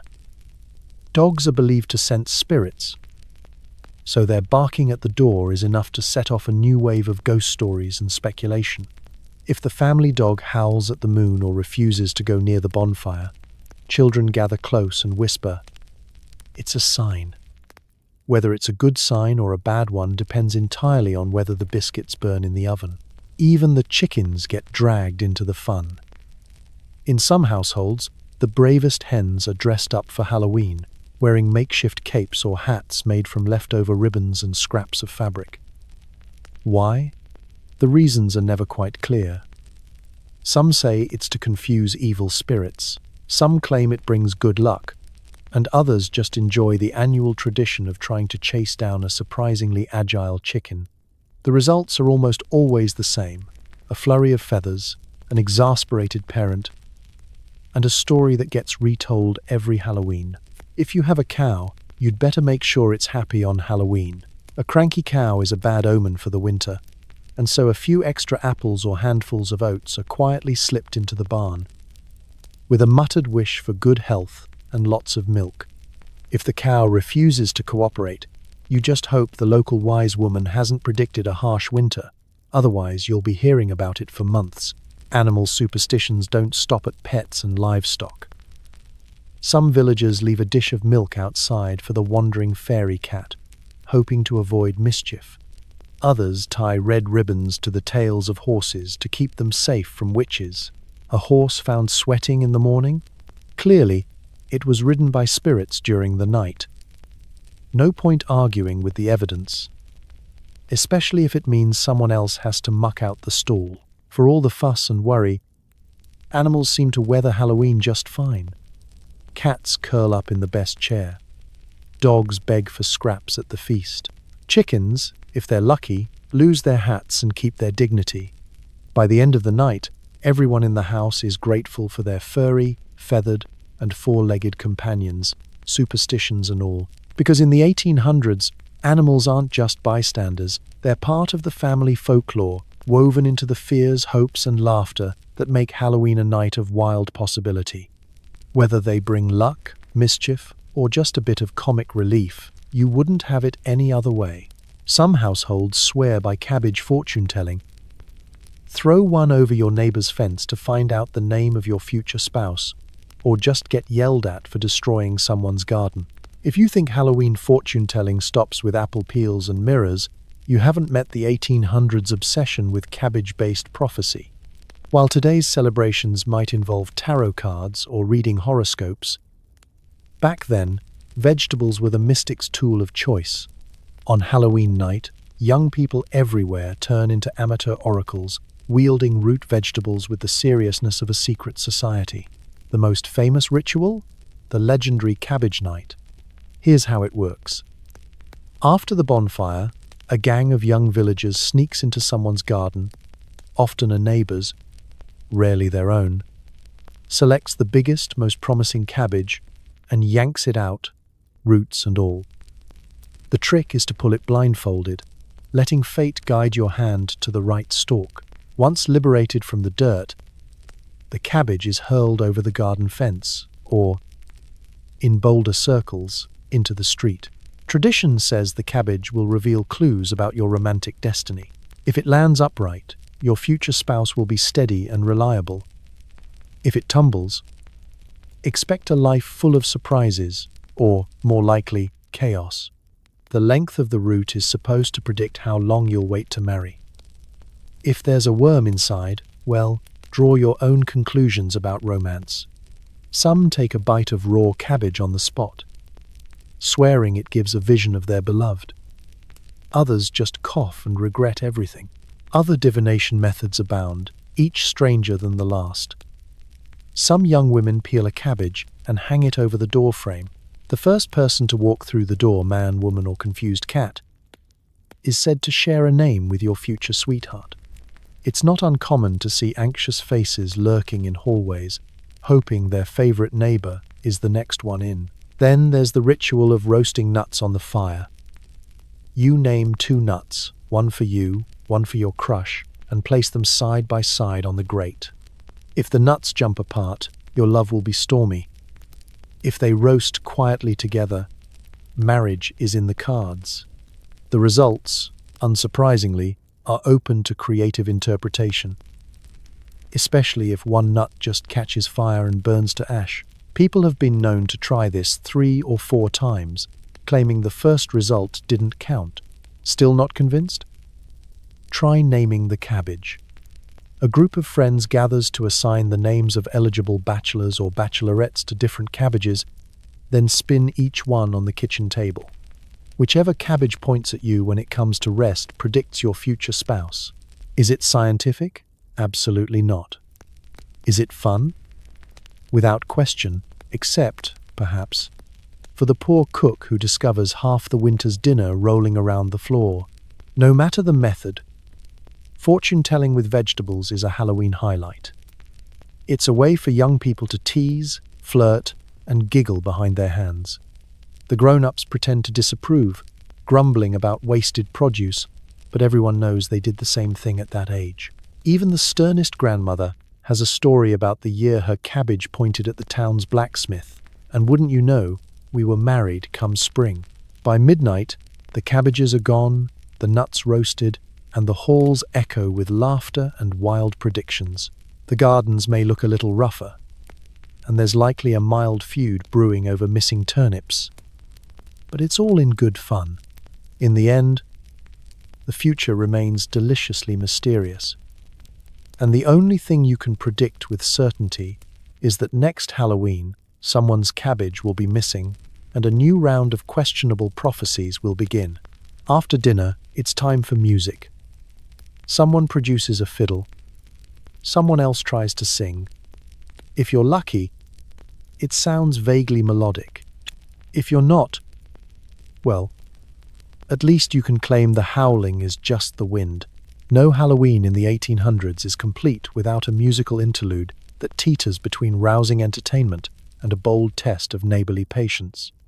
There are no radios, no curated playlists, and certainly no karaoke machines, just a handful of brave souls, a battered instrument or two, and a willingness to carry a tune or drop it repeatedly on the floor.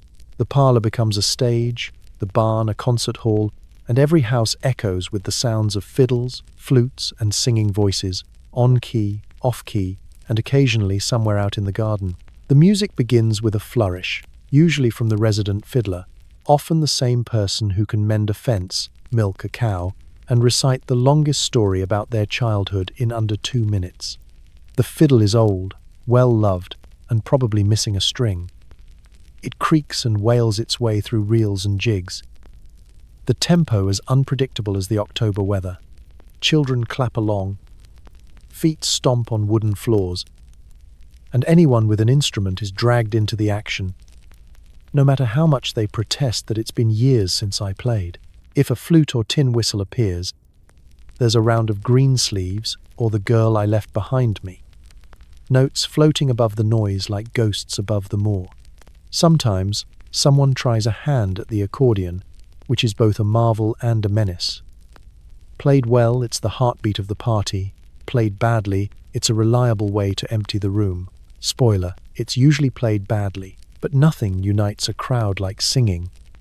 Ballads, folk tunes, nonsense rhymes, and the occasional dirge for a long-lost sheep are belted out with reckless enthusiasm. The youngest children join in, mangling the verses and inventing new ones on the fly. The elders harmonize or supply thunderous bass lines, their voices raspy from years of cold mornings and strong cider. Even the dog sometimes joins in, much to everyone's amusement, and the cat's horror. No one is safe from participation. You might be called up for a solo, handed a tambourine improvised from a pot lid and some string, or simply told to keep time with a wooden spoon on the hearth. Those who try to hide in the corner are dragged into the center for a group number. The results are rarely pretty, but always memorable. Laughter erupts over missed notes, creative lyrics, and the occasional squabble over which song comes next. The proudest moment is when everyone accidentally sings in the same key for a verse or two, usually by accident, always celebrated as a minor miracle. Between songs, there's always time for dancing, arms linked, feet shuffling, skirts and trousers swishing as the crowd spins around the room. Children chase each other in circles. Grandparents demonstrate steps that probably went out of fashion before Napoleon was born. And anyone who collapses from laughter is immediately revived with another round of music. By the end of the evening, the music winds down. The last notes drift into the night, and the crowd gives one final enthusiastic cheer for the fiddler, the flutist, and the poor soul on the accordion. Ears ring, hearts are light, and for just a while, everyone forgets about tomorrow's chores. The sounds of fiddles, flutes, and off-key singing linger, weaving into memory another thread in the tapestry of Halloween. Because in the 1800s, music isn't just for listening, it's for sharing, for laughing, and for bringing a chilly old house to glorious, chaotic life. Midnight brings the bravest souls out for a walk. You wander the village, hoping to see a ghost and settling for the local drunk, who claims to be one. When the last note of the fiddler has faded and the embers of the bonfire are glowing low, it's tradition for a certain breed of daredevil to venture into the night. The Halloween midnight stroll is part neighborhood patrol, part rite of passage, and part excuse for adults to check that their fences and turnips survived the evening's mischief. For the young and the young at heart, though, it's a mission to test nerves, seek adventure, and maybe glimpse something beyond the ordinary, preferably something ghostly, but a grumpy cow or tipsy neighbor will do in a pinch. The night is colder now, the air damp and shimmering with moonlight or fog, depending on how dramatic the local weather wishes to be. You button your coat, clutch your lantern, and step onto the rutted lane, boots crunching on frost or mud. In every shadow, your imagination runs wild. Was that a cat, or the legendary headless stable boy? Did the wind just rattle the old church gate, or is it the spirit of the miserly squire, returned for another slice of soul cake? The village looks different at midnight. The usual landmarks, well, tree, bakery, that one fence nobody's ever repaired, take on new, sinister shapes. Every window is dark, save for the odd flicker where someone forgot to snuff their candle. The only sounds are your own footsteps, and, if you're not alone, the nervous giggles and shushing of friends determined not to show fear. Someone dares you to touch the churchyard wall. Another claims they see a face in the shadows of the privy. Someone always pretends to have seen something. And the story grows with each retelling until, by morning, half the village believes there was a full-on ghost parade at the crossroads. Traditionally, these midnight strolls come with a set of unspoken challenges. Walk around the old well 3 times without running away, peek through the smithy window and swear the horseshoes moved, or leave an offering at the crossroads for wandering spirits, a coin, a piece of bread, or, more practically, the last of your boiled sweets. You're told these are ancient customs, meant to bring good luck or appease things best left unmentioned, but it's equally likely someone invented them to make sure the lanes got swept by nervous feet. Every stroll has its own cast of characters. There's the would-be ghost hunter who brandishes a stick like a saber, the skeptic who loudly explains every bump and breeze, and the inevitable prankster who slips away just long enough to leap from behind a hedge, causing near heart failure and at least one ruined sock. The real heroes are the animals. Cats slinking through shadows, dogs following along with tails wagging, and the occasional rooster, utterly confused about why anyone is awake at this hour. Sometimes you stumble upon the village's resident oddball, often the local drunk, who, emboldened by cider, claims to be the ghost of Napoleon, or insists he's just had a conversation with a talking owl. You humor him, share a laugh, and add his antics to the ever-growing trove of Halloween tales. As the night wears on, chills and nerves give way to tiredness and camaraderie. You return home in a huddle. Shoes muddy, lantern nearly out, heart thumping with relief and excitement. You didn't see any real ghosts, unless you count Old Man Wiggins in his nightshirt, but you did find a bit of magic in the shadows, a reminder that Halloween's real power lies in the stories you tell and the company you keep beneath the uncertain moonlight. The feast leaves behind cold pudding and even colder potatoes. You eat them anyway, because tomorrow is November, and there are no leftovers in the afterlife. By the time the last ghost story has faded into nervous giggles and the embers in the hearth have surrendered to the night, the Halloween feast has retreated into a familiar and humble ritual. Leftovers. In the 1800s, the concept of food waste does not exist. Every crust, crumb, and turnip cube is precious, and the idea of scraping plates straight into the bin would cause your ancestors to roll in their graves, or, more likely, come back to haunt you out of pure culinary outrage. So you find yourself back in the kitchen, surrounded by relatives, neighbors, and hangers-on who seem to multiply after dark. The table is covered in the aftermath. Platters scraped mostly clean, a solitary bone here, a puddle of gravy there, and the infamous cold pudding, stoic and untouched, shivering in the shadow of a half-loaf of rye bread. The potatoes, boiled and reboiled, are stacked like stony relics, daring someone to chew them. A few brave souls try to reheat the pudding by holding it over the fire, resulting in more smoke than success. Still, no one complains, at least not out loud. Leftovers are as much a tradition as the feast itself. Children dart in, hoping to sneak an extra apple slice or a sliver of pie, only to be caught by an eagle-eyed aunt who insists, "That's for breakfast."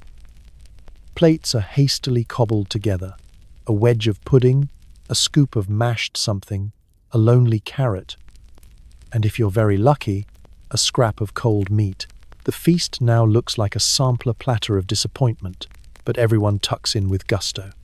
Hunger is the world's best seasoning, and by the end of October, nobody is picky. Cold pudding, the true star of the midnight table, comes in a bewildering array of forms: plum, bread, or the mysterious suet variety that is equal parts dessert and dental challenge.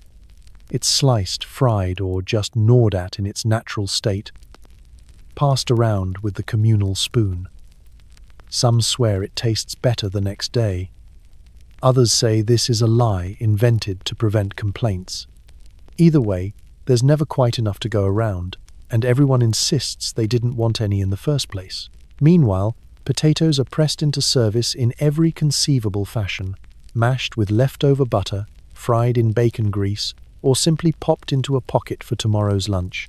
Any remaining vegetables are chopped together into a salad, so optimistic it might just be the earliest ancestor of potato salad, minus the mayonnaise and the joy. Leftover bread becomes tomorrow's toast, croutons for soup, or, in desperate times, the main ingredient in yet another pudding. Nothing goes to waste.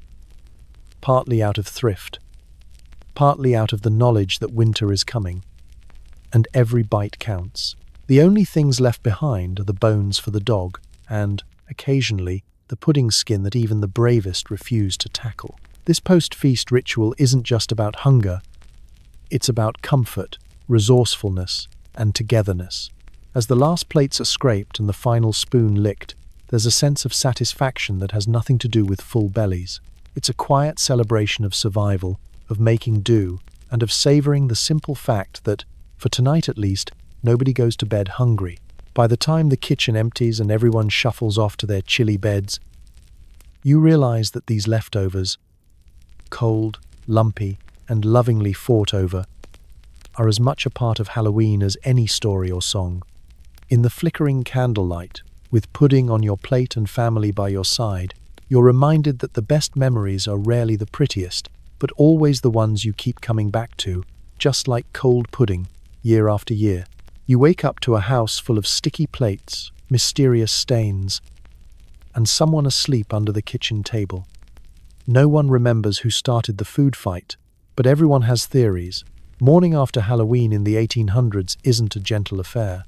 The fire has long gone out, the kitchen is cold, and your house looks like a band of particularly determined spirits rampaged through, armed with nothing but pudding, apples, and bad intentions. The first one up is greeted by a battlefield, crumpled napkins, half-gnawed bread crusts, puddles of something that might be cider, and suspicious footprints leading in and out of the pantry. At least one turnip has gone missing, and no one will admit to knowing why. Someone groans from beneath the kitchen table, a cousin perhaps, or an exhausted parent who simply surrendered to gravity. Their snoring is oddly comforting, a sign that at least some of last night's guests survived. The dog is curled on a chair, sticky with something sweet, and the cat looks both offended and delighted, batting a chestnut across the floor with all the elegance of a courtly dancer. Chickens, having taken advantage of an open door, have pecked their way through the remains of the soul cakes. They seem pleased. The humans, less so. Then comes the collective realization. Everything must be cleaned. In the 1800s, there is no luxury of running hot water, no forgiving dishwasher, and no disposable wipes. Dishes are stacked perilously high, each one encrusted with pudding, gravy, or a mysterious brown substance that, for everyone's peace of mind, is never investigated too closely. Rinds from apples, cheese, and the occasional pumpkin are scattered across every flat surface, forming a sticky mosaic that would probably fetch a good price at a modern art auction. Cleaning begins in silence, broken only by the occasional sigh and the scraping of plates. The lucky ones get to collect the linens, now stained beyond recognition and destined for a boiling session in the washpot. Less fortunate souls are on dish duty, chipping away at the dried remains of yesterday's feast. The floors are swept and mopped, and someone tries in vain to shoo the dog out long enough to brush the crumbs from the hearthrug. Even the chairs seem sticky, and the window glass, once soaped by mischievous children, now sports abstract designs that will linger for weeks. Stories emerge with each new discovery. A misplaced shoe in the pantry. A half-eaten potato wedged behind the settle. A handful of walnuts hidden in a boot. No doubt the result of last night's failed attempt at trickery. As people begin to laugh, blame is gently assigned. You started the pudding fight. No, that was Aunt Bethany and her famous underhand throw. I swear it was the cat. The identity of the original troublemaker is lost to time, and everyone is content to let the legend grow. Despite the exhaustion, there's a sense of camaraderie. Last night's chaos is this morning's shared memory, and the act of cleaning becomes its own ritual. Jokes fly across the kitchen, and the small victories, a pan finally scrubbed clean, a corner of the table revealed beneath the crumbs, are celebrated with the zeal of a victorious army. Children dash in and out, hoping to escape their chores, only to be handed a broom or a dish towel. By noon, the house is more or less restored. The stains linger, the chickens are shooed out, and the last of the cider is quietly poured into someone's mug for medicinal purposes. The cleanup is finished, but the warmth of the night before lingers in every corner. Stories, laughter, and a lingering scent of apples and smoke. Halloween is over, but its chaos remains, tucked away with the memories and the last stubborn pudding rind, waiting for next year's mischief to begin. No Halloween is complete without at least one family squabble over who got the last apple or whether great-grandpa's ghost is really haunting the outhouse. Eventually, everyone agrees to disagree. By the time the candles have sputtered out and only the bravest are still picking at cold potatoes, tensions have reached their peak. After a long day of haunted chores, fortune-telling chaos, and the collective sugar rush from too many soul cakes, it's almost a guarantee that a family argument will break out. Sometimes it's loud and dramatic. Sometimes it's a quiet, simmering contest of glares. But it's always there, woven into the very fabric of Halloween in the 1800s. It usually starts with something small. Maybe someone accuses Cousin Elsie of hiding the best apples. Or there's a heated debate about whether Uncle Tom's story about the dancing skeleton gets taller every year. Maybe it's just a gentle disagreement over who left muddy footprints on the clean kitchen floor, or whose turn it is to feed the chickens. Even old rivalries, long buried and half forgotten, have a habit of reappearing as soon as everyone's sat down together, bellies full and nerves just a little frayed. As the night wears on, the arguments grow more creative. Did Great-Grandpa's ghost really slam the pantry door?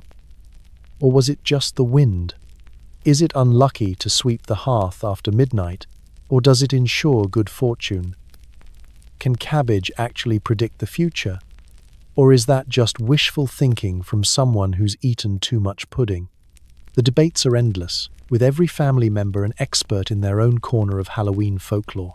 The children are the first to take sides, loudly supporting whoever is most likely to hand out extra cake.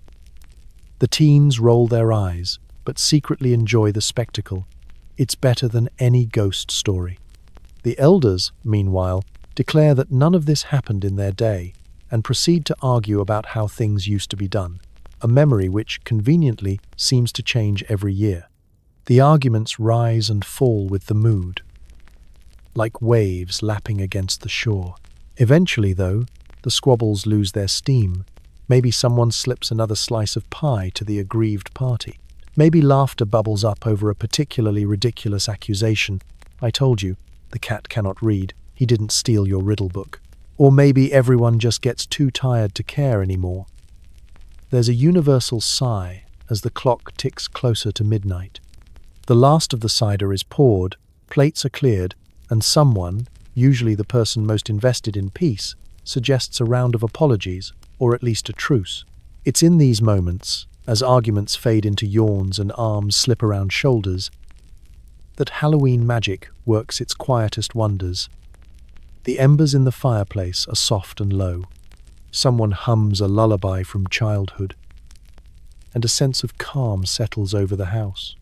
Old stories are retold, now with gentler voices, and the only sound is the occasional giggle from a child who's still awake, listening for ghostly footsteps outside the door. For all the drama and debate, these end-of-night truces are what hold families together. Stubborn love, mutual teasing, and the knowledge that no one else on earth could ever quite understand what it's like to argue over a pudding recipe in the glow of a turnip lantern. Tomorrow, the arguments will be forgotten, replaced by chores, routine, and the shared memory of another Halloween survived. As the house finally goes quiet, you find comfort in the small, familiar sounds.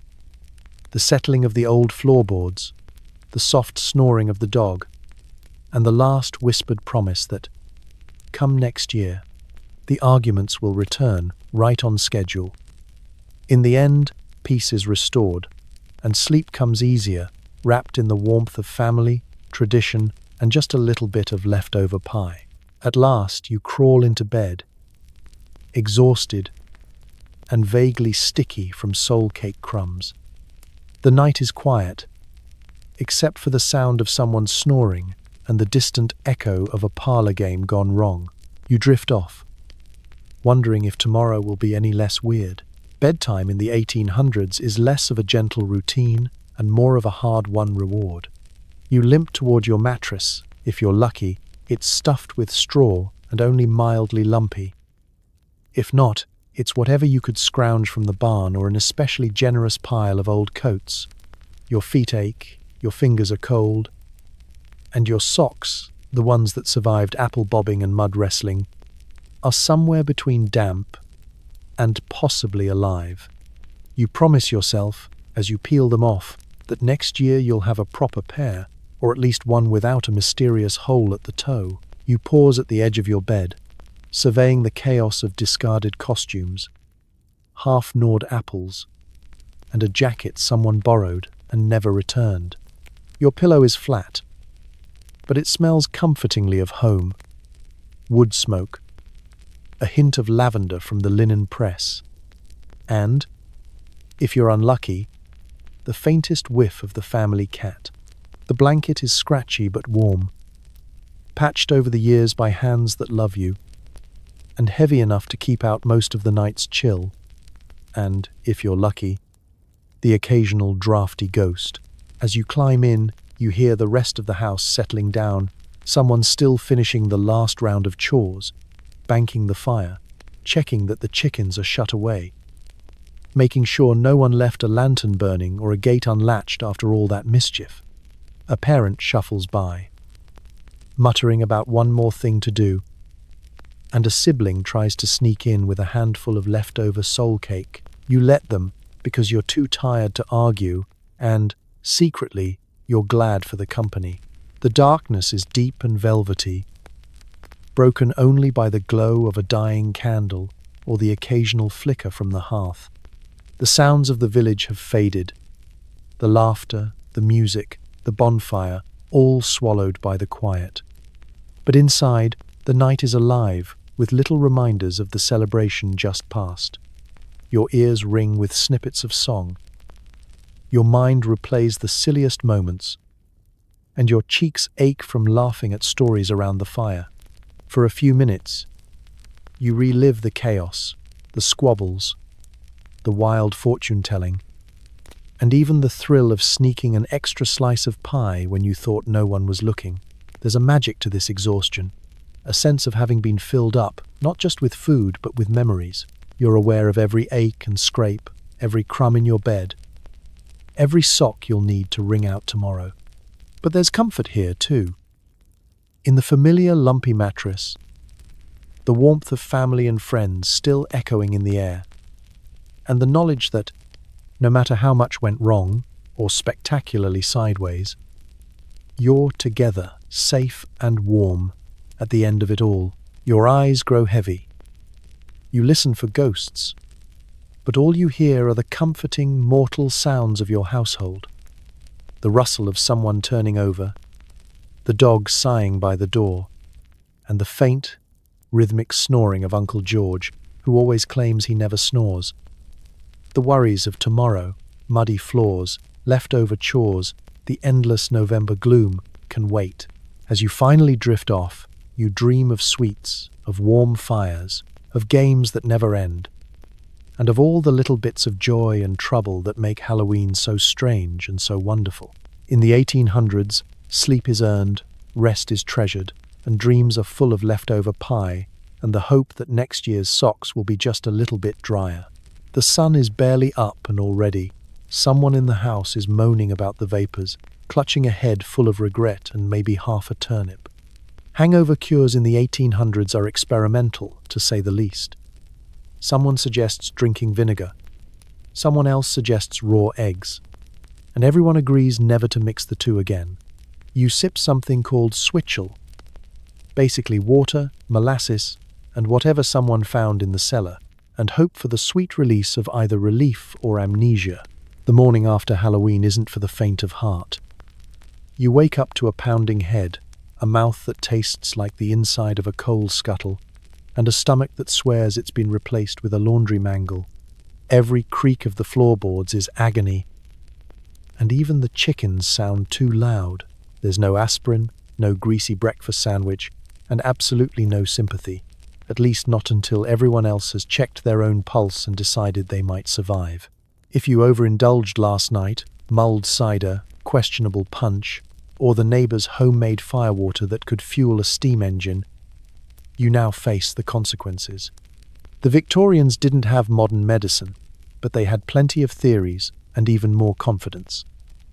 The first remedy on offer? A hair of the dog, that is, more of whatever put you in this state in the first place. It's less about science, more about denial. The logic is simple. You can't be hungover if you never stop drinking. This works until about 10 o'clock, when someone is found asleep in the garden with a carrot for a pillow.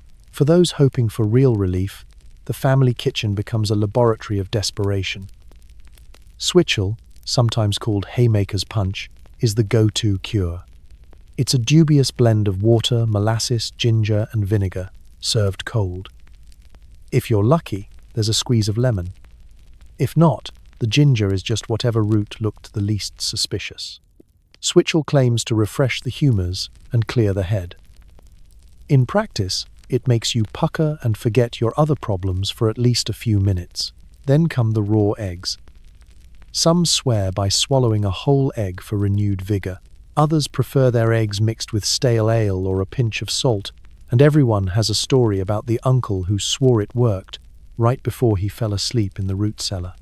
For those not feeling up to the egg challenge, there's always tea, boiled to within an inch of its life, sometimes with mint, more often just whatever leaves were left in the caddy. Strong and scalding, it's more likely to wake you up than heal you. If all else fails, you turn to vinegar. Some say a spoonful of vinegar in water clears the fog.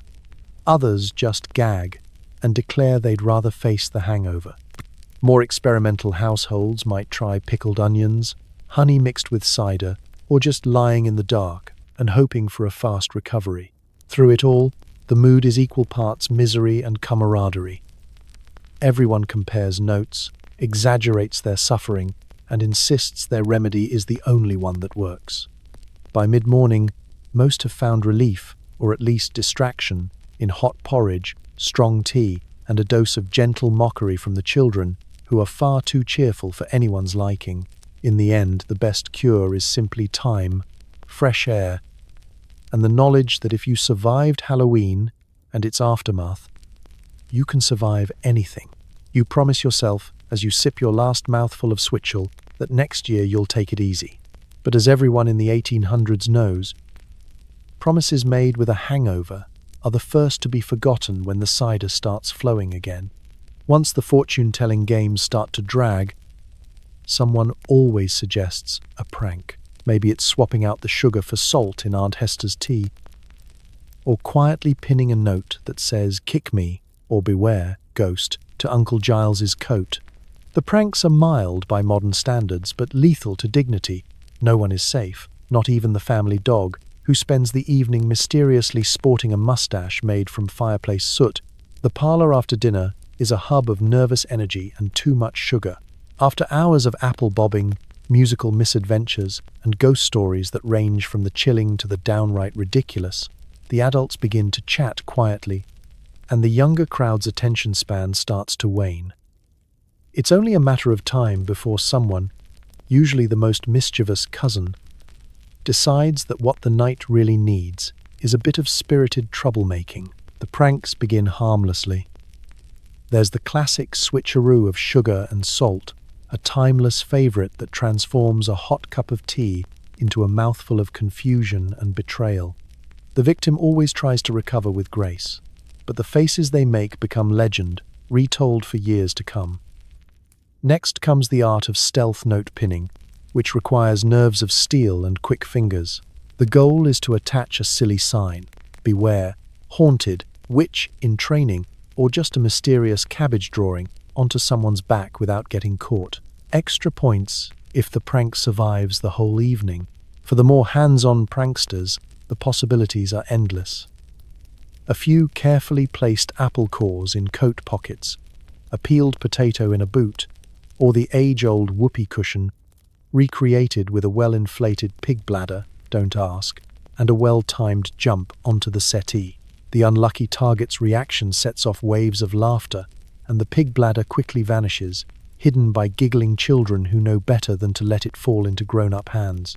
Even the pets get roped in. A quick swipe of soot to the cat's nose turns it into a midnight marauder, while the family dog, ever patient, sits for a mustache drawn with coal or gets a festive ribbon tied to its tail.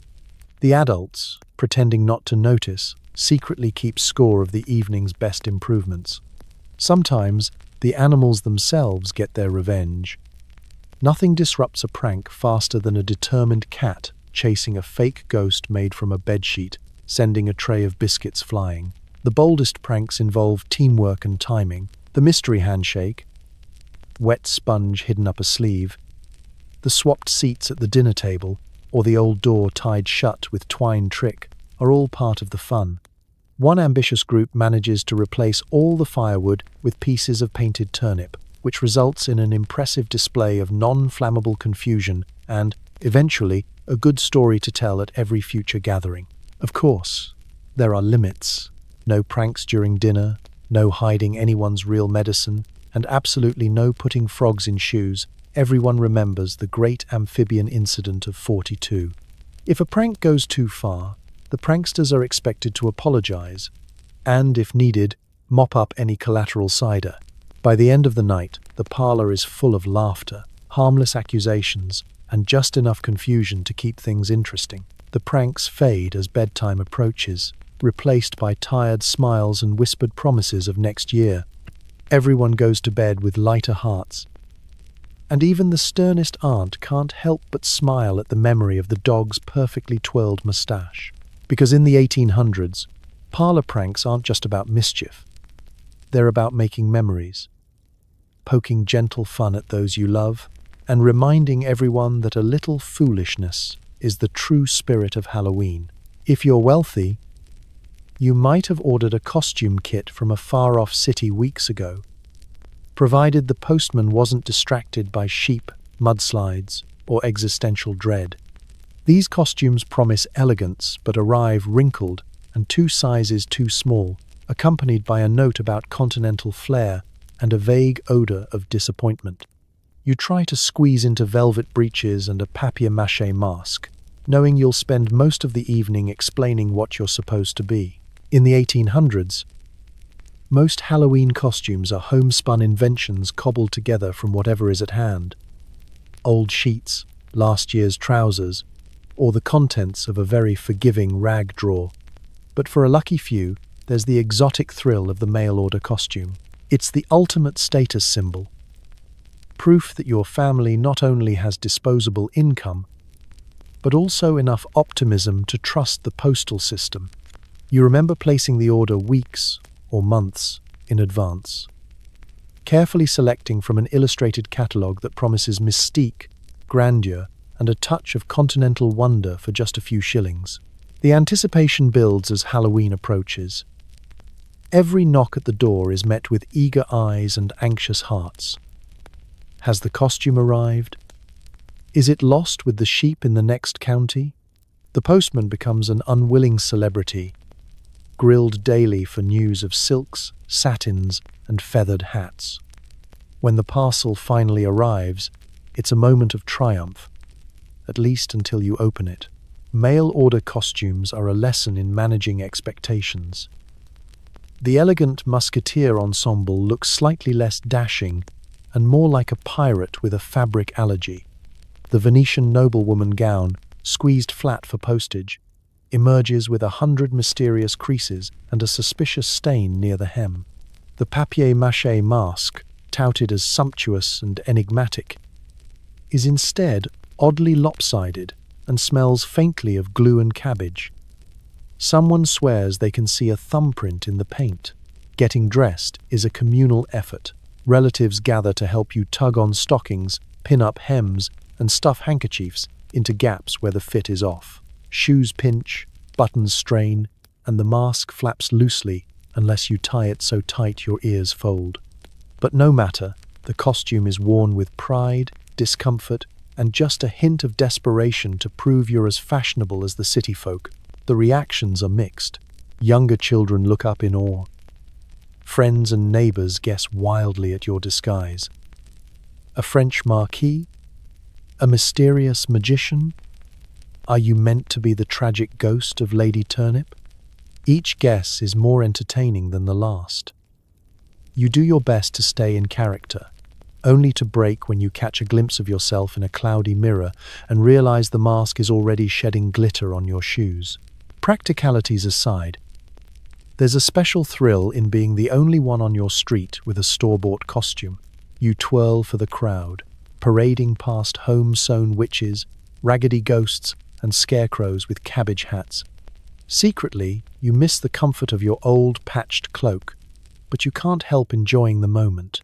For a few hours, you are the mysterious stranger, the elegant noble, or at least the person brave enough to wear imported velvet on a muddy lane. By the end of the night, the costume will be stained, the mask will be hanging from one ear, and you'll vow never to wear such tight breeches again. But the memory of mail-order glamour, wrinkled, pinching, and gloriously out of place, will linger retold every Halloween as proof that sometimes the best costume is the one that makes everyone laugh, including you. Everyone swears the outhouse is haunted, especially after dark. The story changes with each retelling. Sometimes it's a jilted lover, sometimes it's the ghost of a sheep, and sometimes it's just old man Jenkins with digestive troubles. You learn to hold it until daylight, or risk a midnight encounter with either the supernatural or the very natural and very alive spider colony in the rafters. In the 1800s, the outhouse is both a necessity and a nightmare.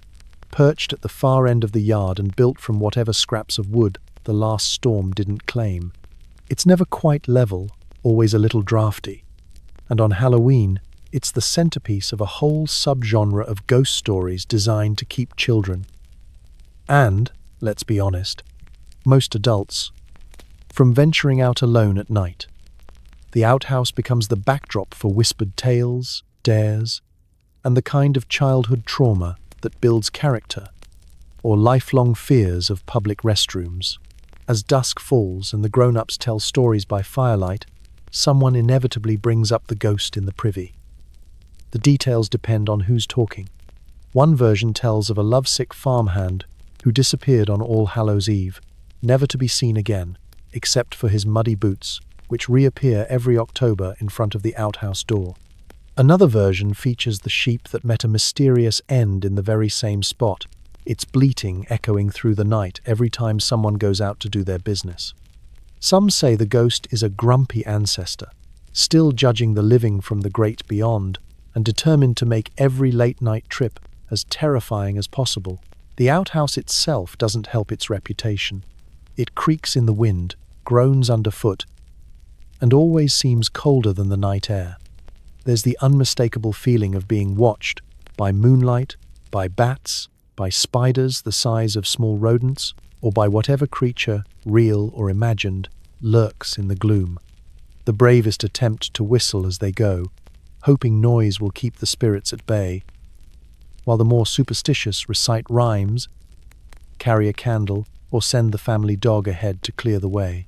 It's not unusual to see a line of children waiting for dawn, each one inventing a new reason why they don't really need to go, after all. For the truly daring, Halloween is the night for outhouse pranks.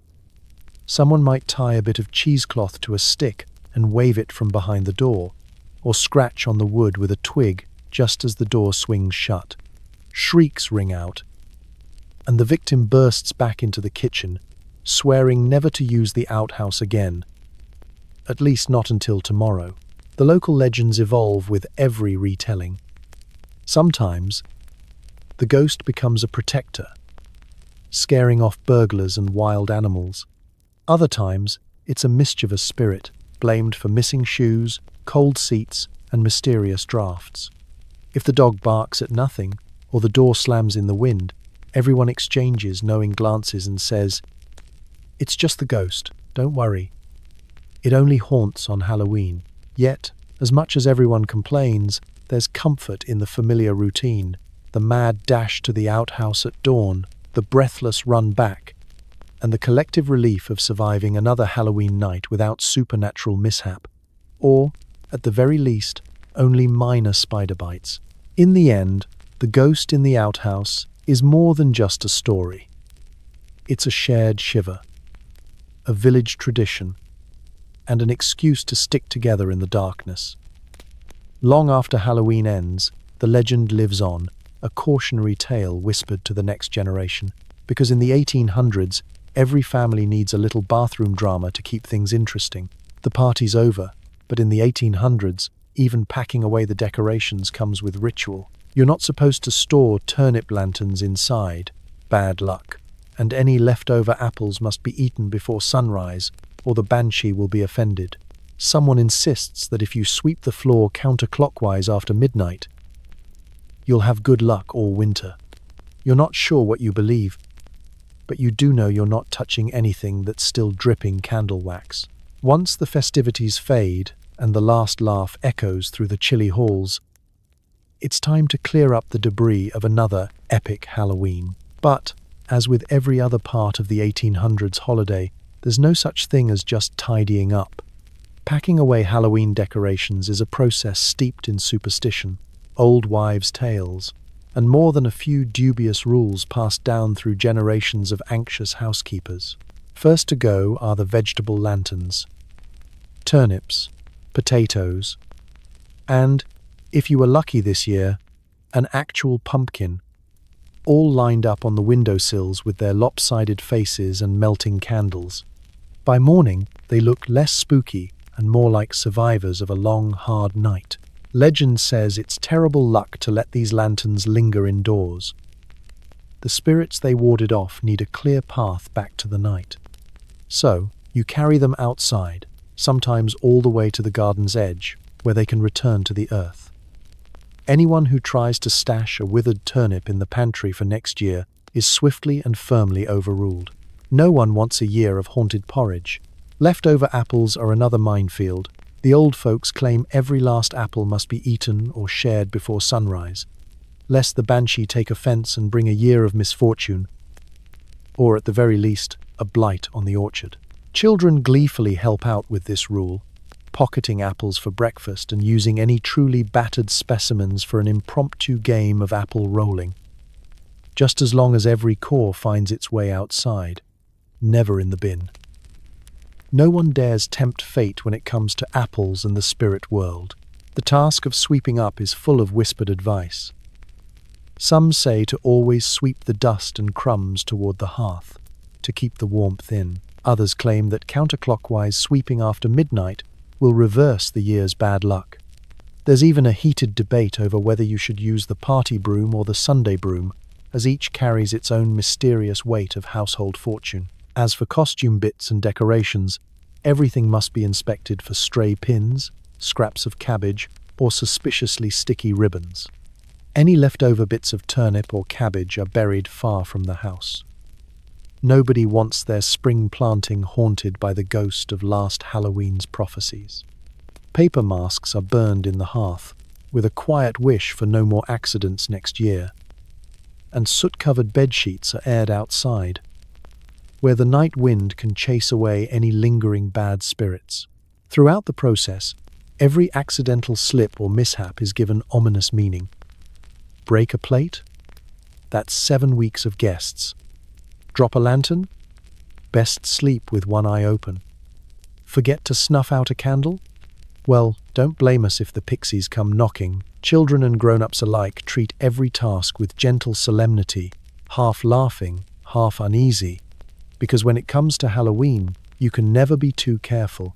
By the time the last item is packed away and the house has returned to its everyday disorder, there's a collective sigh of relief. The spirits have been honored, the omens heeded, and next year's luck, hopefully, preserved. All that's left is to crawl into bed, exhausted, and wonder if you missed any rules, or if the true magic of Halloween is that nobody ever quite gets it all right. So here you are, survivor of a truly haunted Halloween in the 1800s. You've weathered the turnip lanterns, the ghost stories, the fortune-telling cabbage, and the unpredictable parade of relatives in moth-eaten costumes. Maybe you bobbed for apples and only inhaled a little pond water. Maybe you managed to dodge the family séance, or at least didn't accidentally summon anything that required a broom and holy water. As you settle in under your actual clean blanket tonight, take a moment to appreciate the small mercies of modern life. Your bed doesn't scratch, your house isn't heated exclusively by the body heat of relatives and livestock, and if you want a snack, there's no need to hope someone left you a soul cake that hasn't been pre-nibbled by a mouse. The wildest thing you'll likely see in your bathroom tonight is your own reflection, not the legendary ghost of regrettable decisions past.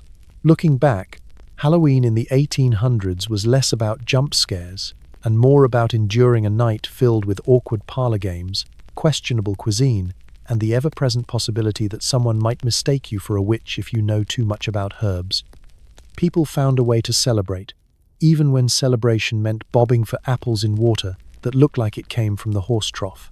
They laughed, they played, they spooked each other, and sometimes they even survived the night with their dignity, mostly intact. But underneath all the soot, cabbage, and parlor chaos, you see a kind of resilience. These people made their own magic, forged community with whatever they had, and wrung a little joy from even the coldest October nights. Tonight, as you lie in your soft, peaceful room, maybe whisper a quiet thank you to those stubborn, hopeful, slightly ridiculous souls of history who celebrated Halloween before anyone could buy candy by the bucket. Because if history teaches us anything, it's that people, no matter how muddy, tired, or superstitious, always find a way to laugh, to gather, and to keep the darkness at bay, one bad apple and one ghost story at a time. Sleep well, and may your dreams be free of haunted outhouses, cabbage prophecies, and anything that goes bump in the night. Good night.